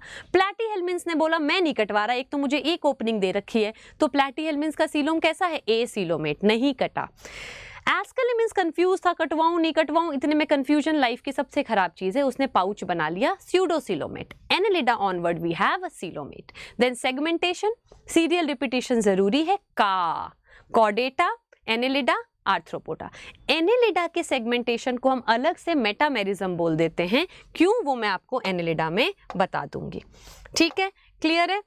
नोटोकॉर्ड हमने पढ़ लिया। अब हम आएंगे कुछ ऐसे टर्म्स पे जो एनसीईआरटी में क्रिप्टिक वे में दिया है और ड्रॉपर के बच्चों के लिए अब यहाँ बहुत इंपॉर्टेंट चीज होने वाली है। ठीक है, बहुत इंपॉर्टेंट चीज होने वाली है, सेक्सेस। किसी किसी ऑर्गेनिज्म में बेटा, जैसे हम मेल अलग हैं फीमेल अलग हैं, किसी किसी ऑर्गेनिज्म में सेक्सेस यूनाइटेड होते हैं। एक ही ऑर्गेनिज्म में टेस्टिस भी होती हैं और ओवरी भी होती हैं। ठीक है, तो हम बोलेंगे सेक्सेस अगर यूनाइटेड है, सेक्सेस अगर बेटा यूनाइटेड होते हैं तो उसके लिए हम एक टर्म यूज कर देते हैं, क्या, हर्माफ्रोडाइट। हर्माफ्रोडाइट, सेक्सेस यूनाइटेड यानी both testis and ovaries, both testis and ovaries in same individual. ठीक है, सेक्सेस यूनाइटेड हैं तो हम क्या बोलेंगे, हर्माफ्रोडाइट है। या फिर आपके सेक्सेस क्या होंगे, सेपरेट होंगे। ठीक है, इसी के लिए दूसरा वर्ड हम सेपरेट अगर सेक्सेस है तो इसको हम डायोशियस भी बोलते हैं, और अगर यूनाइटेड है तो इसको हम मोनोशियस भी बोलते हैं। ठीक है, ठीक है, डायोशियस एंड मोनोशियस वर्ड भी यूज करते हैं, बट जनरली हम ये प्लांट के लिए यूज करते हैं। एनिमल्स में हम जनरली हर्माफ्रोडाइट वर्ड ही यूज करते हैं। ठीक है, क्लियर है। अब कौन सा फाइलम कैसा है, अब पता है क्या होता है बेटा, अगर आप एनसीईआरटी के फाइलम वाइज एनिमल किंगडम पढ़ोगे तो हर फाइलम के लास्ट में लिखा है सेक्सेस सेपरेट है या यूनाइटेड है, फर्टिलाइजेशन एक्सटर्नल है या इंटरनल है, डेवलपमेंट डायरेक्ट है या इनडायरेक्ट है। तो बच्चे ना एंड में कंफ्यूज हो जाते हैं, क्योंकि क्वेश्चन में पता है क्या होता है, आपका एक जगह फाइलम लिख देंगे और बहुत सारे कॉलम में अलग अलग फीचर, और एक्सक्यूज मी कोई एक फीचर गलत होगा उसमें।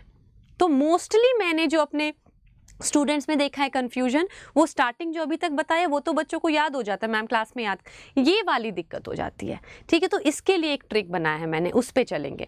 तो मैं यहाँ लिखूंगी नहीं कि कौन से फाइलम में कैसा है, लेकिन याद रखना कुछ फाइलम में सेक्सेस यूनाइटेड हैं और कुछ फाइलम में सेक्सेस सेपरेट हैं। अगर यूनाइटेड हैं then we are using word hermaphrodite. ठीक है, नाउ डेवलपमेंट। डेवलपमेंट आपके दो टाइप का हो सकता है। Development can be direct development और it can be indirect development. Development दो टाइप का है, indirect development and then we also have direct development. Indirect development and direct development. क्या डिफरेंस है?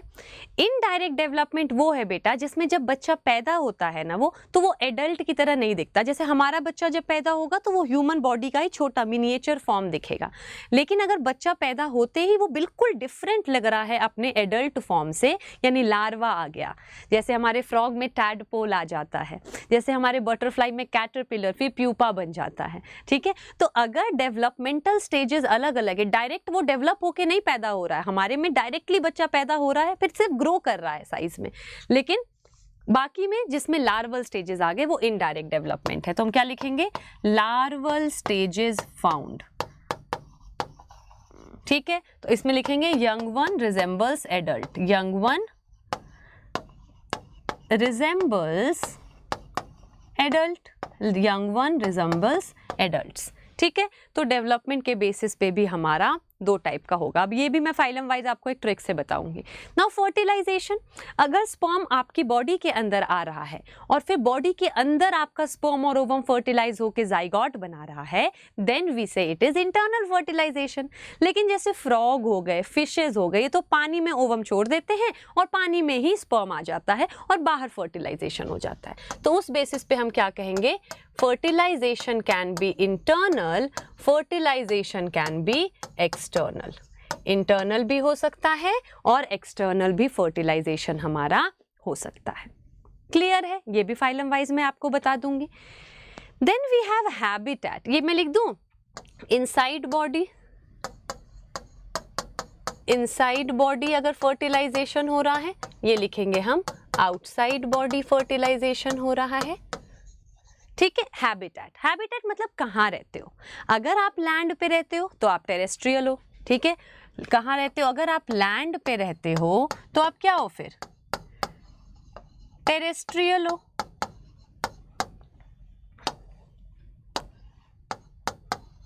अगर आप वाटर में रहते हो तो आप क्या हो बच्चा, आप एक्वेटिक हो।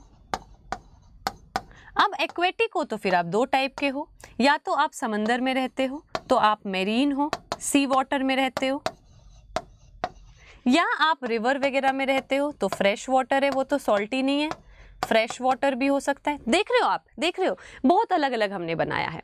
या तो आप हैबिटेट के बेसिस पे करो, लैंड पे हो तो टेरेस्ट्रियल हो, वाटर में हो तो एक्वेटिक हो। अब एक्वेटिक हो तो फिर दो टाइप के हो, मेरीन हो या फ्रेश वाटर यानी सी में हो, या फिर आप रिवर लेक वगैरह में हो। फिर अब तीसरी चीज आती है, ये सारे तो हमारे फ्री लिविंग हो गए, ये सारे क्या हो गए, हमारे फ्री लिविंग हो गए, अपनी अपनी जगह पे फ्रीली जी रहे हैं। लेकिन अगर आप किसी और की बॉडी में रह के वहां पे रहते हो, जैसे कोई अगर ऑर्गेनिज्म मेरी बॉडी में रहेगा तो पैरासिटिक हो गया ना, तो हम नेक्स्ट कैटेगरी क्या ले लेंगे, इसमें पैरासाइट्स भी हो सकते हैं।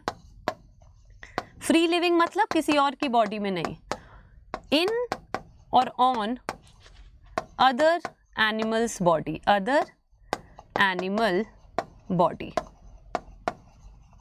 ठीक है। अब कुछ ऐसे पैरासाइट होते हैं, वो हम उन्हें पैरासाइट बोलते हैं, मूवी भी आई थी। अब कुछ पैरासाइट होते हैं जो बॉडी के अंदर रहेंगे, जैसे हम देखेंगे एक बार ना कि जो हमारा ये वाला है ना एस्केलिमेंस, एस्केलिमेंस है, इवन प्लैटीहेल्मिन्स है, ये हमारी बॉडी के अंदर जाके बीमारियां कर देते हैं। तो अंदर जैसे पेट में कीड़े हो जाते हैं, वो इंटरनल पैरासाइट है। जैसे जुएं हो गई जो सिर में होती है, वो तो बाहर है, तो वो एक्टो, जो बाहर है वो एक्टो, बाहर का लेयर एक्टोडर्म था। तो जो पैरासाइट बॉडी के ऊपर रहते हैं, अंदर नहीं रहते हैं, तो मैंने कहा इन और ऑन अदर ऑर्गेनिज्म, इनसाइड या फिर ऊपर प्रेजेंट है। तो एक्टोपैरासाइट यानी ऑन द बॉडी, और एंडोपैरासाइट यानी इनसाइड बॉडी। तो इसमें हम क्या लिख देंगे, एंडो, एंड क्या लिख देंगे, एक्टो। Inside, on surface. ठीक है, तो इस बेसिस पे हमारे पैरासाइट हो जाएंगे। तो ये हैबिटेट के बेसिस पर हो गया। अब वो निमोनिक आ गया है। जो बच्चे बेटा जो बच्चे वो ड्रॉपर है, ये सारी चीज़ें पता थी, ये आपके बहुत काम। मैं कभी भी नहीं बोलूँगी, आप मेरी एक बात सुनो, मैं कभी भी नहीं बोलूँगी आप लेक्चर यूं ही देखो। अगर कोई चैप्टर आ रहा है और आपको बेनिफिशियल नहीं है, 2x पे करके देखो, या तो जो टॉपिक आपको समझ नहीं आ रहा है सीधा उस टॉपिक पे जाके देखो। You have to make optimise use of the time which you have. आपके पास कम टाइम है, आपको ऑप्टिमाइज यूज करना है टाइम का। और ज़रूरी नहीं है हर एक सब्जेक्ट एक ही प्लेटफॉर्म पे पढ़ना है। हो सकता है फिजिक्स यहाँ पढ़ ली, केमिस्ट्री कहीं और पढ़ ली, बायो कहीं और पढ़ ली, हो सकता है बायो यहाँ पढ़ ली, केमिस्ट्री कहीं और पढ़ ली और फिजिक्स कहीं और पढ़ ली। जिस टीचर से आपका ट्यूनिंग बैठ रहा है ना, जिस टीचर से आप इजीली समझ पा रहे हो, उसको फॉलो करो। हो सकता है ये चैप्टर, लेकिन मेरे हिसाब से अगर once you have chosen your teacher, stick to that teacher। ये नहीं कि एक एक चैप्टर अलग अलग से कर लिया, क्योंकि वो स्ट्रैटेजी सब्जेक्ट वाइज एक ही होनी चाहिए। ठीक है, तो मैं ये नहीं कह रही, हो सकता है मेरे चैनल से आप केमिस्ट्री पढ़ रहे हो, फिजिक्स पढ़ रहे हो, बायो कहीं और, हो सकता है मेरे चैनल से आप बायो पढ़ रहे हो, फिजिक्स केमिस्ट्री कहीं और से पढ़ रहे हो, but one subject to one teacher is must. ठीक है, चलो नाउ ये हमने क्या किए हैं बेटा, ये हमने फाइलम्स लिख दिए हैं कॉर्डेटा को छोड़ के। लास्ट फाइलम कॉर्डेटा है, अभी मत देखना प्लीज। कॉर्डेटा को छोड़ के मैंने सारा का सारा यहाँ पे फाइलम लिख दिया है, क्योंकि कॉर्डेटा तो हम है, हमें अपना तो पता है ना बेटा, ठीक है, तो वही सारा कॉर्डेटा में लगभग मैच करेगा, कॉर्डेटा का हम अलग से वैसे कर लेंगे। ठीक है, कॉर्डेटा की बहुत सारी क्लासेस आएंगी। तो ये हमने लिख दिया Porifera, Coelenterata, Ctenophora, Platyhelminthes, Aschelminthes, Annelida, Arthropoda, Mollusca, Echinodermata and Hemichordata. तो सबसे पहले हम बात कर रहे हैं सेक्सेस सेपरेट हैं या यूनाइटेड हैं। यूनाइटेड के लिए वर्ड क्या यूज करते हैं? हर्माफ्रोडाइट, एंड सेपरेट मतलब सेपरेट। तो जरा धीरे से बोलूंगी। आप एक इंसान आपके रास्ते में आ गया, तो आपने बोला उसको, और आप जल्दी में थे, आपने कहा हट साले। ध्यान से सुनना, एक इंसान आपके सामने आ गया, आपने बहुत जल्दी में, आपने कहा हट साले, वो नहीं हटा। उधर मत देखो, आप पहले क्या बोला आपने? हट साले, वो नहीं हटा। तो आपने बोला हट हट साले 2 बार, फिर आपने हट बोला, वो नहीं हटा। अब आपको आया गुस्सा और आपने धक्का दिया और आपने बोला हट ना। पहले आपने क्या बोला? ध्यान से सुनो, पहले आपने क्या बोला? हट साले, वो नहीं हटा। फिर आपने अपने आप को रिपीट किया, आपने 2 बार हट बोला, हट हट साले, वो तब भी नहीं हटा। अब आपको आया गुस्सा और आपने धक्का दिया, हट ना। हट साले, इसको स्वीटी भी कर सकते हो अगर नहीं मतलब गंदी बात है ना साले, बट ये रिलेशन वाला साले होगा। ठीक है, तो आप इसको स्वीटी भी कर सकते हो, हट स्वीटी। तो हमने एक बोला हट साले, फिर हट हट साले 2 बार, फिर हट बोला, और हट ना को एक साथ लिखना है। इसको रिपीट करो, ये नहीं हट को ऊपर नीचे कर दिया। पहले आपने एक बार बोला हट साले, फिर आपने बोला हट हट साले, और लास्ट में आपने उसको धक्का देके बोला हट ना। हट ना को एक साथ लिखना, इससे आपको एनसीईआरटी आएगी समझ क्या कहना चाह रही हूँ। और उसके बाद जब वो हट गया तो आपने उसको बोला शांत शांत शांत, फिर आप शांति शांति शांति करके निकल गए। तो पहला क्या है आपका? मैंने यहाँ पे लिखा है डिनोशन, hermaphrodite, sexes separate, hermaphrodite hermaphrodite separate. Hermaphrodite ना क्यों लिखा है साथ में? Except Nereis. हर्माफ्रोडाइट यानी एनेलिडा आपके हर्माफ्रोडाइट होते हैं एक्सेप्ट नेरिस, तो ना मतलब नेरिस। तो यहाँ क्या लिख दूं मैं? Except Nereis. ये एनसीईआरटी के टेक्स्ट में है और कुछ चीजें बाहर की तरफ, नेरिस। ठीक है, हटना एक साथ क्यों लिखा? क्योंकि Annelida are hermaphrodite except Nereis. Clear है? नाउ इस पे आते हैं डेवलपमेंट पे। एक बार इसको रिपीट करो बेटा, मेरे समय नहीं बोल रही हूँ, आप बोलो। क्या क्या निमोनिक है गंदी सी? हट साले, हट हट साले, हटना, शांति शांति शांति शांति शांति। ठीक है, तो उसके बाद सेपरेट सेपरेट सेपरेट। हट ना को एक साथ लिखना है क्योंकि Annelida are hermaphrodite except Nereis. Next हम आते हैं डेवलपमेंट पे। अब बेटा डेवलपमेंट तो 2 टाइप का है, या तो इनडायरेक्ट है या तो डायरेक्ट है। तो अब आप इसके लिए याद करोगे, इंडियन बोले इंडिया इंडिया, इंडियन क्या बोल रहा है? India India.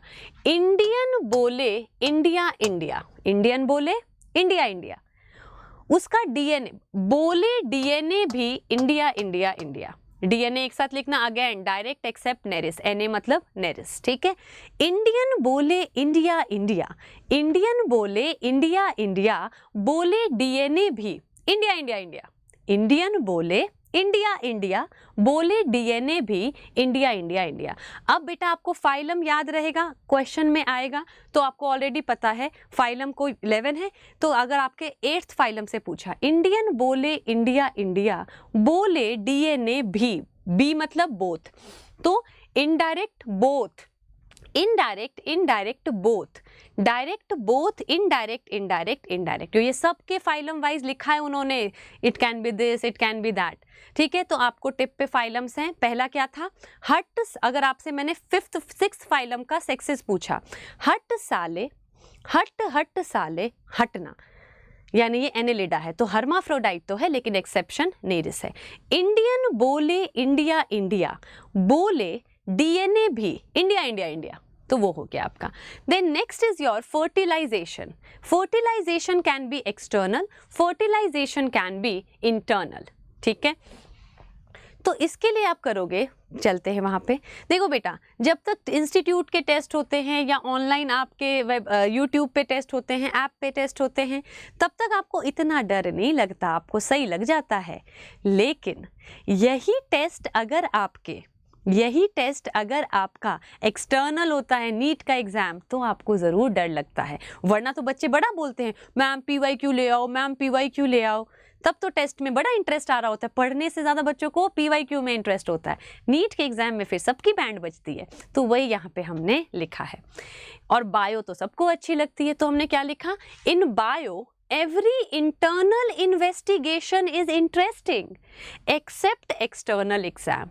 In bio, every internal investigation is interesting. In bio, every internal investigation is interesting except external exam. Indirect development, internal fertilization, both. External internal internal internal internal external external external. बेटा phylum wise अगर ये सब याद करने की कोशिश करोगे, I know ये पोएम बहुत अच्छे नहीं है, ये बहुत ही लल्लू से और गंदे से मैम ने बनाए हैं, बट स्टिल फाइलम वाइज करने से बेटर है एक साथ ये पोएम कर लो। एक बार रिपीट कर दे, हट साले हट हट साले हटना, शांति शांति शांति शांति। इंडियन बोले इंडिया इंडिया, बोले DNA एक साथ भी India India India. In bio every internal investigation is interesting except external exam. Done है, ठीक है। अब ये मैंने सारा यहाँ पे लिख दिया है। यहाँ पे भी डायरेक्ट एक्सेप्ट नीरस, तो यहाँ लिख दूं एक्सेप्ट नीरस। नीरस तो बड़े सारे एक्सेप्शन में आता है, ये ऐसा ऑर्गेनिक दिल भी नहीं है। आपके एनिलिडा के पास दिल होता है, आगे सबके पास दिल होता है। सर्कुलेटरी सिस्टम कहाँ से स्टार्ट हो रहा है? एनिलिडा से, तो एनिलिडा के ऑनवर्ड सबके पास दिल होगा क्योंकि सर्कुलेशन है। नीरस तो हार्टलेस है बट पैर है इसके पास। आगे बढ़ेंगे, ठीक है। नाउ इन्होंने उसी चीज को यहाँ पे एनसीईआरटी में टेबुलर फॉर्म में स्टार्ट कर दिया है। एंड नाउ वी आर, कितने देर पढ़ चुके हैं हम? 1 घंटा 10 मिनट। बेटा आज का लेक्चर थोड़ा छोटा होगा क्योंकि मैम ने लेट रिकॉर्डिंग स्टार्ट किया, मैम की लाइव क्लास है। अगले से आपका सेशन 2-2.5 घंटे का करूंगी, आज शायद थोड़ी जल्दी एंड कर देंगे, ठीक है। तो सबसे पहले हम स्टार्ट किससे कर रहे हैं? पॉरीफेरा से हम स्टार्ट कर रहे हैं, ठीक है। नाउ पॉरीफेरा, तो अब बेटा आपको फीचर तो करने की जरूरत है नहीं, मैम आपसे पूछ लेती है, खुद ही बता दो। लेवल ऑफ ऑर्गेनाइजेशन को मैं ये लिख रही हूँ LOO, लेवल ऑफ ऑर्गेनाइजेशन। आप आंसर करोगे मेरे साथ, क्या लिख दें लेवल ऑफ ऑर्गेनाइजेशन? तो हमें ऑलरेडी पता है, आप यहाँ पे नोट्स में लेवल ऑफ ऑर्गेनाइजेशन लिख लेना। क्या है? Cellular level of organisation. Next क्या है अब हमारा कि मैम इसके पास तो अब डाइजेस्टिव सिस्टम की बात नहीं करेंगे, ठीक है। अब सीधा चलेंगे हम सिमेट्री पे। किस पे चलेंगे? सिमेट्री पे। तो बेटा इसकी सिमेट्री कैसी है आप बता दो। ये तो हमारा, ये भी आप खुद लिखोगे।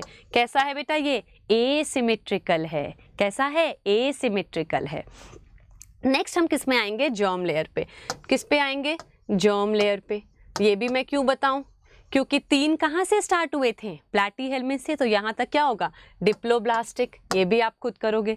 सीलोम की तो हम यहाँ बात ही नहीं करेंगे, सीलोम की तो बात ही नहीं करेंगे जब डिप्लोब्लास्टिक है, मीजोडर्म आया ही नहीं। हमने लेवल ऑफ ऑर्गेनाइजेशन कर लिया, हमने सिमेट्री कर ली, हमने जर्म लेयर कर लिया। इसके अलावा हम किसी और चीज़ की, नोटोकॉर्ड इसके पास है नहीं, सेगमेंटेशन CAA में था वो भी इसके पास है नहीं, ठीक है। नाउ बेटा एक और चीज़ करते हैं यहाँ पे मैं, अच्छा चलो यही बता देती हूँ। हैबिटेट, अब हम कहाँ से स्टार्ट करेंगे? इसमें हैबिटेट से स्टार्ट करेंगे। अब हर एक फाइलम का हम सबसे पहले हैबिटेट पढ़ा करेंगे। देखो बच्चा, ये तो हर एक फाइलम का करेंगे। ये अब आपको स्टार्टिंग के फीचर्स हमने सारे कर लिए, वो आपको टिप पे हो गया। ये हमने पोएम के थ्रू कर लिया, ये भी हो गया। बचा क्या? हैबिटेट। हैबिटेट भी मैं अभी आपको एक ट्रिक से बता दूंगी। तो पहले के सारे फीचर्स भी हो गए फाइलम वाइज, ये फीचर्स भी हो गए निमोनिक वाइज, ये मैम अभी बता देंगी। तो अब हमें फाइलम वाइज सिर्फ उनके स्पेसिफिक फीचर से ही पढ़ने पड़ेंगे, बाकी हम कर चुके हैं, ठीक है। तो अब हम कह रहे हैं हैबिटेट, ये जो आपका है ना बेटा एक्वेटिक होता है। स्टार्टिंग के आप फाइलम्स देखोगे वो एक्वेटिक हैं सारे, धीरे धीरे धीरे धीरे, या पैरासाइट है, धीरे धीरे धीरे जाके वो लैंड पर आएंगे। तो ये तो जो हमारा है पॉरीफेरा, ये एक्वेटिक है। अब एक्वेटिक में तो 2 ऑप्शन आते हैं ना, या तो फ्रेश वाटर है या मेरीन है। तो एक चीज याद रखना, अगर हम कहते हैं ना एक्सक्लूसिवली मेरीन, एक वर्ड यूज कर रहे हैं एक्सक्लूसिवली मेरीन, यानी ऐसे ऑर्गेनिज्म जो सिर्फ सी वाटर में रहते हैं, और कहीं ऐसा फाइलम, अगर आपसे पूछते हैं ऐसा फाइलम बताओ जिसके सारे ऑर्गेनिज्म एक्सक्लूसिवली मेराइन है, कोई एक्सेप्शन नहीं है, एक्सक्लूसिव मतलब no exception, all organism are exclusively marine, तो आप इसमें क्या बोलोगे? आप इसमें याद रख लो द, क्या याद रख लो? या तो द, ठीक है, द क्या हुआ ma'am? E for echinodermata, H for Hemichordata,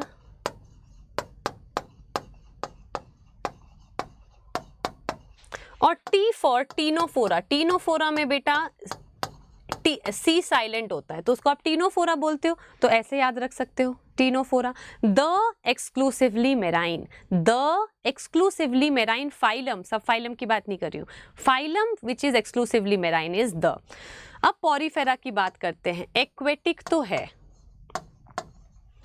aquatic तो है, मोस्टली मेराइन, यानी इसमें एक्सेप्शन एक आएगा, तो हम साथ में क्या लिख दें इसमें?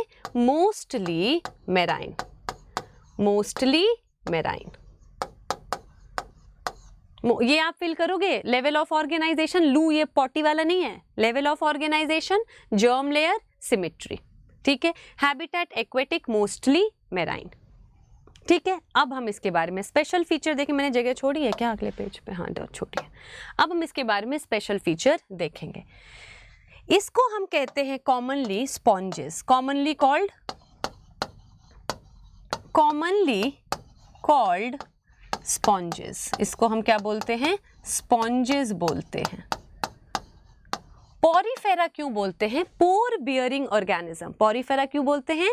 पोर bearing organism, pore bearing organism. इसीलिए हम इसको क्या बोलते हैं? पॉरीफेरा बोलते हैं, because they are pore bearing organism, ठीक है। दो टाइप के पोर होते हैं, स्मॉलर पोर, लार्जर पोर।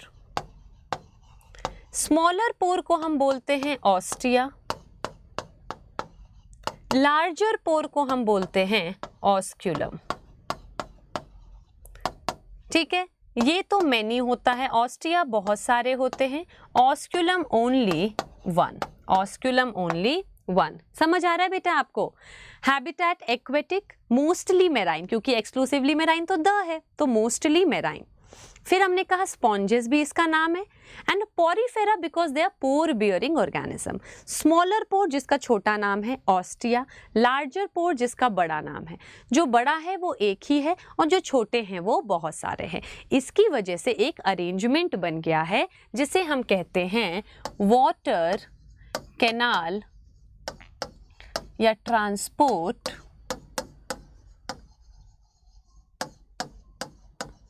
सिस्टम, वाटर कैनाल या फिर ट्रांसपोर्ट सिस्टम, ठीक है। पॉरीफेरा के पास क्या है? वाटर कैनाल या फिर ट्रांसपोर्ट सिस्टम। अब हम देखेंगे कैसा है मैम ये। तो मैंने कहा ये देखो बच्चा, ये छोटे छोटे पोर है, छोटे छोटे पोर को क्या बोल दूं? ऑस्टिया बोल दूं, यस। ये लार्जर पोर है, इसको ऑस्क्यूलम बोल दूं, यस, ठीक है।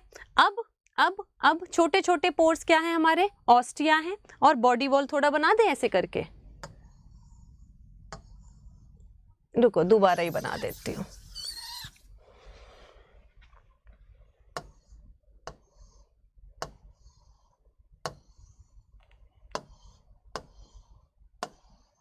जब मैं डायग्राम बना रही होती हूँ ना, तो प्लीज माइंड में रिवीजन कर लो, जितना मैंने पढ़ा दिया है उतना। अब देखो ये क्या है? स्मॉलर पोर ऑस्टिया, ये क्या है? लार्जर पोर ऑस्क्यूलम,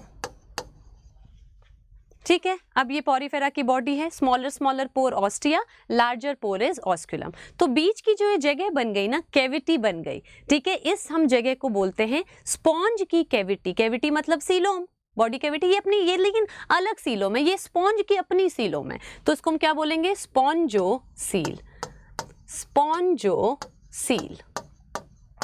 ये स्पॉन्ज की अपनी कैविटी है, स्पॉन्जोसील।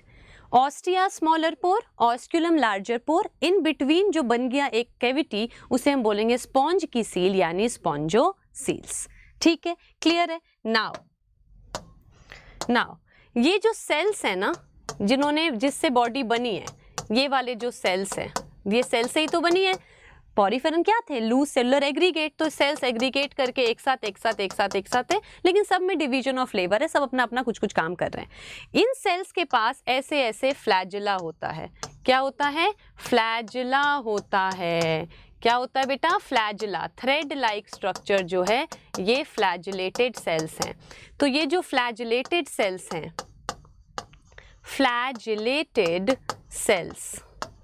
फ्लैजिलेटेड सेल्स, इसका नाम क्या होता है? ये बहुत बार पूछा है, कोएनोसाइट्स। इसका नाम क्या है? Choanocytes. Flagellated cells known as choanocytes, और इसी का दूसरा नाम है कॉलर सेल्स। कोएनोसाइट्स या फिर कॉलर सेल। अब ध्यान से देखना, ये तो पानी में रहता है पॉरीफेरन। अब सोचो ये ऑर्गेनिज्म पानी के अंदर है। अब वो कहते हैं कि ऑस्टिया से वाटर एंटर करता है। वो क्या बोल रहे हैं बेटा? वो कह रहे हैं ऑस्टिया से बच्चों पानी एंटर करता है और ऑस्क्यूलम से एग्जिट कर जाता है। ऑस्टिया से पानी एंटर करता है, ऑस्क्यूलम से पानी एग्जिट कर जाता है। ठीक है, तो ऐसा कैसे पॉसिबल है मैम? पानी में अगर घर रख दिया आपने और खिड़कियां ही खिड़कियां और एक दरवाजा है, तो पानी तो कहीं से भी एंटर करेगा, कहीं से भी निकलेगा। तो जब ऑर्गेनिज्म पानी में है तो ऑस्टिया से क्यों एंटर कर रहा है, ऑस्क्यूलम से क्यों, हर जगह से क्यों नहीं हो रहा? पानी पीऊंगी, पानी पानी बोल के। अच्छा, लाइव क्लास नहीं है ना।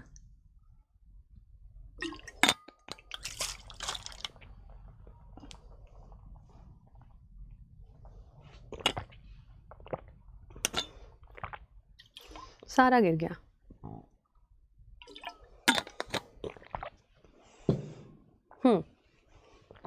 तो हमने बोला ऐसा कैसे है कि ऑस्टिया से एंटर ही करेगा और ऑस्क्यूलम से निकलेगा? ये काम बेटा फ्लैजिलेटेड सेल का। आप सोचो, ये कमरा पानी में है, बहुत सारी खिड़कियां हैं और एक दरवाजा है, तो पानी तो कहीं से भी एंटर करेगा। लेकिन हर खिड़की पे मैंने 2 बच्चे खड़े किए हैं वाइपर लेकर। बच्चे छोड़ो, मैं खुद ही खड़ी हूँ वाइपर लेके, जो पानी को अंदर खींच रही हूँ। ठीक है, और ऑस्क्यूलम पे मैं खड़ी हूँ वाइपर लेके, पानी को बाहर कर रही हूँ। तो ऑब्वियसली अब मैं करंट प्रोड्यूस कर रही हूँ ना, अंदर की तरफ और बाहर की तरफ। तो ये जो फ्लैजिलेटेड सेल के फ्लैजिला है वो यही करते हैं, इधर तो वो अंदर आजा आजा आजा, जा जा जा। तो ये फ्लैजिलेटेड सेल क्या कर देते हैं? करंट का डायरेक्शन डिसाइड करते हैं। करंट का डायरेक्शन ये फ्लैजिलेटेड सेल ही डिसाइड करेंगे, करंट का डायरेक्शन डिसाइड करेंगे। तो करंट का डायरेक्शन डिसाइड हुआ तो वाटर किससे एंटर करेगा? ऑस्टिया से। एग्जिट किससे करेगा? ऑस्क्यूलम से। तो हमने क्या बोला यहाँ पे? ऑस्टिया। ऑस्टिया से किधर आएगा वाटर? स्पॉन्जोसील। आउट किधर हो जाएगा? ऑस्क्यूलम से। हमने लिख दिया आउट। इन कहां से हो रहा है वाटर? ऑस्टिया से। ठीक है, ये सिस्टम को हम कहते हैं वाटर कैनाल या ट्रांसपोर्ट सिस्टम। अब इससे क्या फायदा हुआ मैम? बेटा पानी जो आया उसी में फूड था, तो हर एक सेल ने फूड खा लिया। पानी जो आया उसी में गैसेस था, तो इन्होंने ऑक्सीजन ले लिया। अब जो खाना खाया उसको वेस्ट प्रोडक्ट यहाँ से निकल गया, जो CO2 छोड़ा उसका वेस्ट प्रोडक्ट यहाँ से निकल गया। यानी खाना खाया यानी गैदरिंग ऑफ फूड यानी nutrition, respiration and excretion, removal of waste. ये तीनों ही काम है। काम तो और भी होते हैं, NCERT यहीं पे कन्फाइन हो रही है। ठीक है, क्लियर है। तो अब पहले मैं ऑस्ट्रिया उधर बना देती हूँ, रुक जाओ।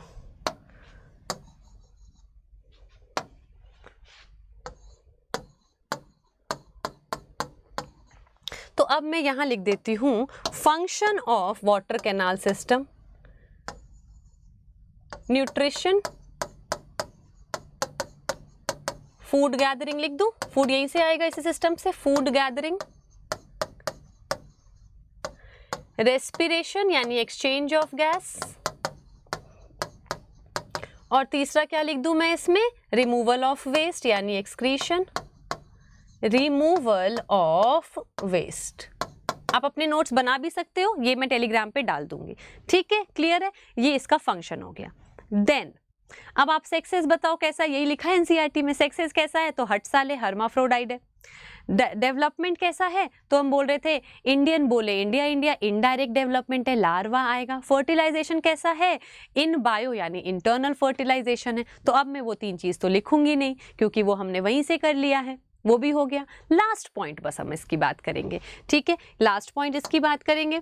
अब लास्ट पॉइंट में हम बात करेंगे इसके स्केलेटल सिस्टम की, या तो आप ऐसा भी कर सकते हो ह्यूमन फिजियोलॉजी, ये ड्रॉपर के बच्चे बेटर कर पाएंगे। ह्यूमन फिजियोलॉजी बेटा चैप्टर कौन से हैं, डाइजेशन, डाइजेशन तो चलो हट गया लेकिन पहले तो था, digestion, respiration, circulation, excretion, locomotion, nervous system, and then 12th class में वी हैव रिप्रोडक्शन। तो ये करके सारा देख ले इसका। डाइजेस्टिव सिस्टम कैसा है, तो हमने कहा यही इसी से तो हो रहा है, लेकोनाइट न्यूट्रिशन ले रहा है, ठीक है। रेस्पिरेटरी सिस्टम यही से तो हो रहा है, ये देखो हो रहा है। अब बेटा एक बात बताओ, हर एक सेल अपना अंदर फूड लेके डाइजेस्ट करेगा, तो डाइजेशन कैसा हो गया इसका, इंट्रासेल्युलर। डाइजेशन कैसा हो गया इसका, इंट्रासेल्युलर, सेल के अंदर हो रहा है डाइजेशन, और पूरा का पूरा सेल अंदर डाइजेस्ट कर रहा है फूड को। डाइजेशन हमने पढ़ लिया, ठीक है। रेस्पिरेशन में कुछ नहीं, एक्सचेंज ऑफ गैसेस, यहीं से बॉडी सरफेस से ही इसका एक्सचेंज ऑफ गैसेस हो, हर एक सेल ऑक्सीजन लेगा, CO2 डाल देगा। सर्कुलेटरी सिस्टम तो बेटा यही है इनका, वाटर कैनाल सिस्टम, ठीक है। देन एक्सक्रीटरी सिस्टम यही है, एक्सक्रीशन हो रहा है। देन हमारा आएगा लोकोमोशन एंड मूवमेंट, तो क्या इनके पास कोई स्केलेटल सिस्टम है या नहीं है, हम बोलेंगे है, ऐसे कैसे नहीं है, इनके पास भी स्केलेटन है। तो now we will write skeleton. तो अब बात आती है बेटा एक्सोस्केलेटन है या एंडोस्केलेटन है, यानी बॉडी के बाहर कोई चीज, जैसे कि आर्थ्रोपोडा में क्या होता है, बाहर प्रेजेंट होता है, हमारे में बोन्स अंदर प्रेजेंट है, ठीक है। तो अगर अंदर है कोई हार्ड एलिमेंट जो इसको स्केलेटन प्रोवाइड करेगा, then we call it exoskeleton, और अगर अंदर है तो एंडोस्केलेटन। तो इसका क्या है, एंडोस्केलेटन है, बॉडी के अंदर है, एंडोस्केलेटन। अब बेटा हमारे अंदर स्केलेटल सिस्टम यानी हार्ड मटेरियल 2 है, बोन एंड कार्टिलेज। कार्टिलेज थोड़ा सा सॉफ्ट है, बोन एकदम हार्ड है, तो इनमें भी अंदर जो हार्ड एलिमेंट है यानी स्केलेटन है वो 2 टाइप के हैं, एक थोड़ा सॉफ्ट है, एक थोड़ा हार्ड है। तो हमने कहा 2 टाइप के इनके स्केलेटल सिस्टम है, एक है इनके स्पॉन्जिन फाइबर, क्या है, एक है इनका स्पॉन्जिन फाइबर, और दूसरा है इनका स्पिक्यूल्स। अब स्पिक्यूल्स तो देख के लग रहा है स्पाइक, ऐसे पैने होंगे स्पिक्यूल। स्पॉन्ज तो स्पॉन्ज की तरह थोड़ा सॉफ्ट होगा, तो ये फाइबर्स हैं, ये सॉफ्ट यानी कार्टिलेज की तरह काम कर रहे हैं। ये स्पिक्यूल नोकीले हैं, एकदम कोने कोने की तरह ऐसे निकलते हैं। अगर इसमें बनाऊं ना तो ऐसे होते हैं, बाहर की तरफ निकलते हैं, और स्पॉन्जिन फाइबर छोटे छोटे ऐसे ऐसे सेल्स के ही अंदर ऐसे प्रेजेंट है। अब बोलोगे मैम बाहर निकल रहे हैं, अंदर से बाहर आ रहे हैं, ठीक है, तो एंडोस्केलेटन ही है। अगर आपकी बेटा हड्डी दिखने लग जाए, पतले हो जाओ, तो ये थोड़ी है कि आपका वो एक्सोस्केलेटन है, नहीं, वो अंदर है ना, तो एंडोस्केलेटन है, ठीक है, तो सेल्स के अंदर है, ठीक है। तो ये हो गया इनका। फिर हम बात करते हैं रिप्रोडक्शन की। नर्वस सिस्टम की बात करें, नर्वस सिस्टम एब्सेंट होता है, कोई दिमाग नहीं है पॉरीफेरन में, वो हम नर्वस सिस्टम में देखेंगे। तो अब हम बात करते हैं रिप्रोडक्शन की। तो ये बेटा दोनों टाइप का रिप्रोडक्शन करता है, सेक्सुअल भी करता है, एसेक्सुअल भी करता है। एसेक्सुअल कैसे करेगा, तो एसेक्सुअल करेगा फ्रैगमेंटेशन से। और अब तो आपकी 12th क्लास की एक चैप्टर हटा दिया गया है, रिप्रोडक्शन एंड ऑर्गेनिज्म, वरना वहाँ लिखा था कि ये इंटरनल बडिंग करता है। बड क्या होता है, जैसे हाइड्रा अपने बॉडी में ऐसे करके बड बनाता है, दैट इज बडिंग। तो ये क्या करता है बेटा, बॉडी के अंदर बड बनाएगा। देखो अगर बाहर बनाता बड तो हम कहते हैं बडिंग, लेकिन अगर ये अंदर बना रहा है तो इंटरनल बड है। इंटरनल बड के लिए हम नाम क्या देते हैं, जेम्यूल। यार ये ना बहुत नीचे हो गया, रुको, इसको छोटा कर देते हैं, इसको यहाँ फेंक देते हैं, इसको ऊपर ले जाते हैं। Yes we can do that, यहाँ जाएगा, चल बेटा, यस। अब इसको मैं थोड़ा अच्छा लिख देती हूँ, मज़ा नहीं आया, ओके ओके। तो अब हम लिख रहे हैं क्या इसमें, रिप्रोडक्शन। मैम ने क्या बोला, ये दोनों करता है, सेक्सुअल भी और एसेक्सुअल भी। तो हमने क्या लिख दिया, सेक्सुअल रिप्रोडक्शन भी करेगा, एसेक्सुअल रिप्रोडक्शन भी करेगा। सेक्सुअल रिप्रोडक्शन तो गैमीट के थ्रू करेगा, जैसे सब करते हैं, गैमीट। लेकिन आप बताओ, हर्माफ्रोडाइट है ना ये, तो ये स्पर्म ओवम खुद ही बना लेगा, ठीक है। एसेक्सुअल रिप्रोडक्शन में करेगा ये फ्रैगमेंटेशन, टूट जाएगा। इसके तो बेटा बड़े इंटरेस्टिंग एग्जाम्पल होते हैं। एक होता है इसमें ना Venus flower basket, till death do us part. Japan में पॉरीफेरन का एक एग्जाम्पल होता है, ठीक है। वीनस फ्लावर बास्केट, यूप्लेक्टेला, करना नहीं है आपको, यूं ही इन्फॉर्मेशन दे रही हूँ। तो बड़ा अच्छा एक ऑर्गेनिज्म होता है पॉरीफेरा, मतलब लिविंग ऑर्गेनिज्म जो सी में रहता है। तो जापान में ना फ्लावर्स की जगह पॉरीफेरा, उसी ऑर्गेनिज्म को, यूप्लेक्टेला नाम है, गिफ्ट किया जाता है वेडिंग्स में। यानी वेडिंग में आप फ्लावर बुके लेके नहीं जाते हो, पॉरीफेरा यानी यूप्लेक्टेला लेके जाते हो, क्योंकि वो सिंबॉलिक है till death do us part, कि आपको एक ऑस्पिशियस गिफ्ट दे रहे हैं कि अब आप शादी हो रही है तो आप डेथ पे ही अलग होगे, क्योंकि वो जो ऑर्गेनिज्म है ना यूप्लेक्टेला, आप उसको तोड़ के अलग भी कर दो ना, ये वो वापस जुड़ जाते हैं जब तक लाइव हैं। ओनली डेथ होने के बाद वो अपना ये प्रॉपर्टी लूज करते हैं। तो अगर ये यूप्लेक्टेला आपने इसको तोड़ दिया ना, ये वापस से जुड़ जाएंगे, ठीक है। तो till death do us part, तो जापान में यूप्लेक्टेला, जिसको वीनस फ्लावर बास्केट बोलते हैं, ये वेडिंग में गिफ्ट दिया जाता है। पहले ये सब पढ़ाते थे बेटा आकाश में, जब NEET was not didn't use to be NCERT based, देन ये सब हम लोग पढ़ाते थे, ठीक है। तो चलो बाकी बेटा हमने जो बेसिस क्लासिफिकेशन का किया है ना, वो उसी में सारे फाइलम्स याद कर लो, जो 3 ट्रिक किए हैं उसी में सारे फाइलम्स याद कर लो किसमें क्या होता है। उसके बाद आप देखो ना, सिर्फ हमने स्पेशल फीचर्स ही तो पढ़े हैं, और तो सब हो चुका है हमारा, ठीक है। अब ये देखो 3 एग्जाम्पल हमें याद करने हैं, 3 एग्जाम्पल्स हमें याद करने हैं, तो वो देख लेते हैं। बता देती हूँ कौन कौन से हैं। एक हम ये तो आप बताओगे, आपसे पूछूंगी, पहले बता देती हूँ। एक हमारा होता है स्काई, ये क्या उठा लिया। एक हमारा होता है स्काइफा,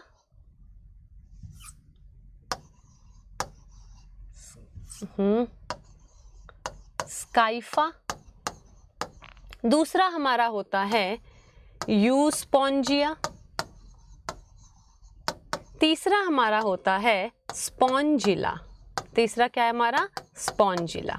तो अब सिंपल सी बात है, इसका पहले साइंटिफिक नाम लिखते हैं। This is साइकॉन, this is bathing sponge, bathing sponge, and this is fresh water sponge, fresh water sponge।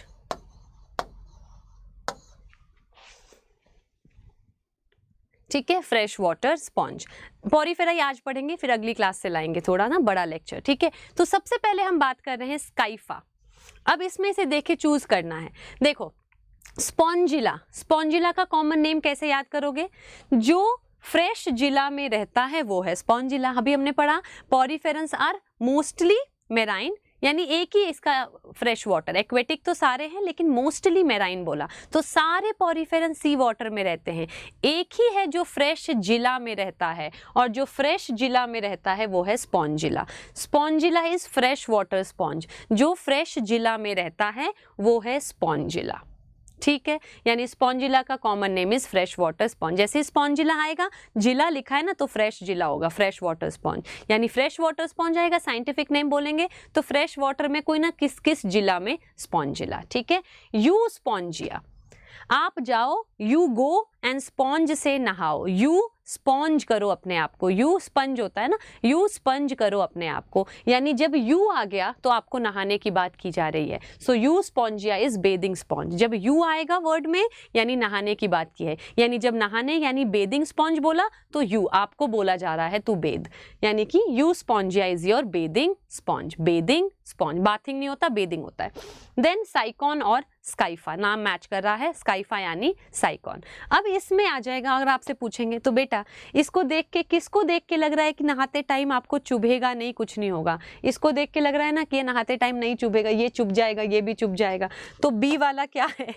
B वाला क्या है? बी वाला हमारा, इसमें दिख रहा है आपको? नहीं दिख रहा होगा, पिंक से कर देते हैं। तो बी वाला हमारा, जिसको देख के लगे नहाने पे चुभेगा नहीं, वो हमारा यू स्पॉन्जिया है।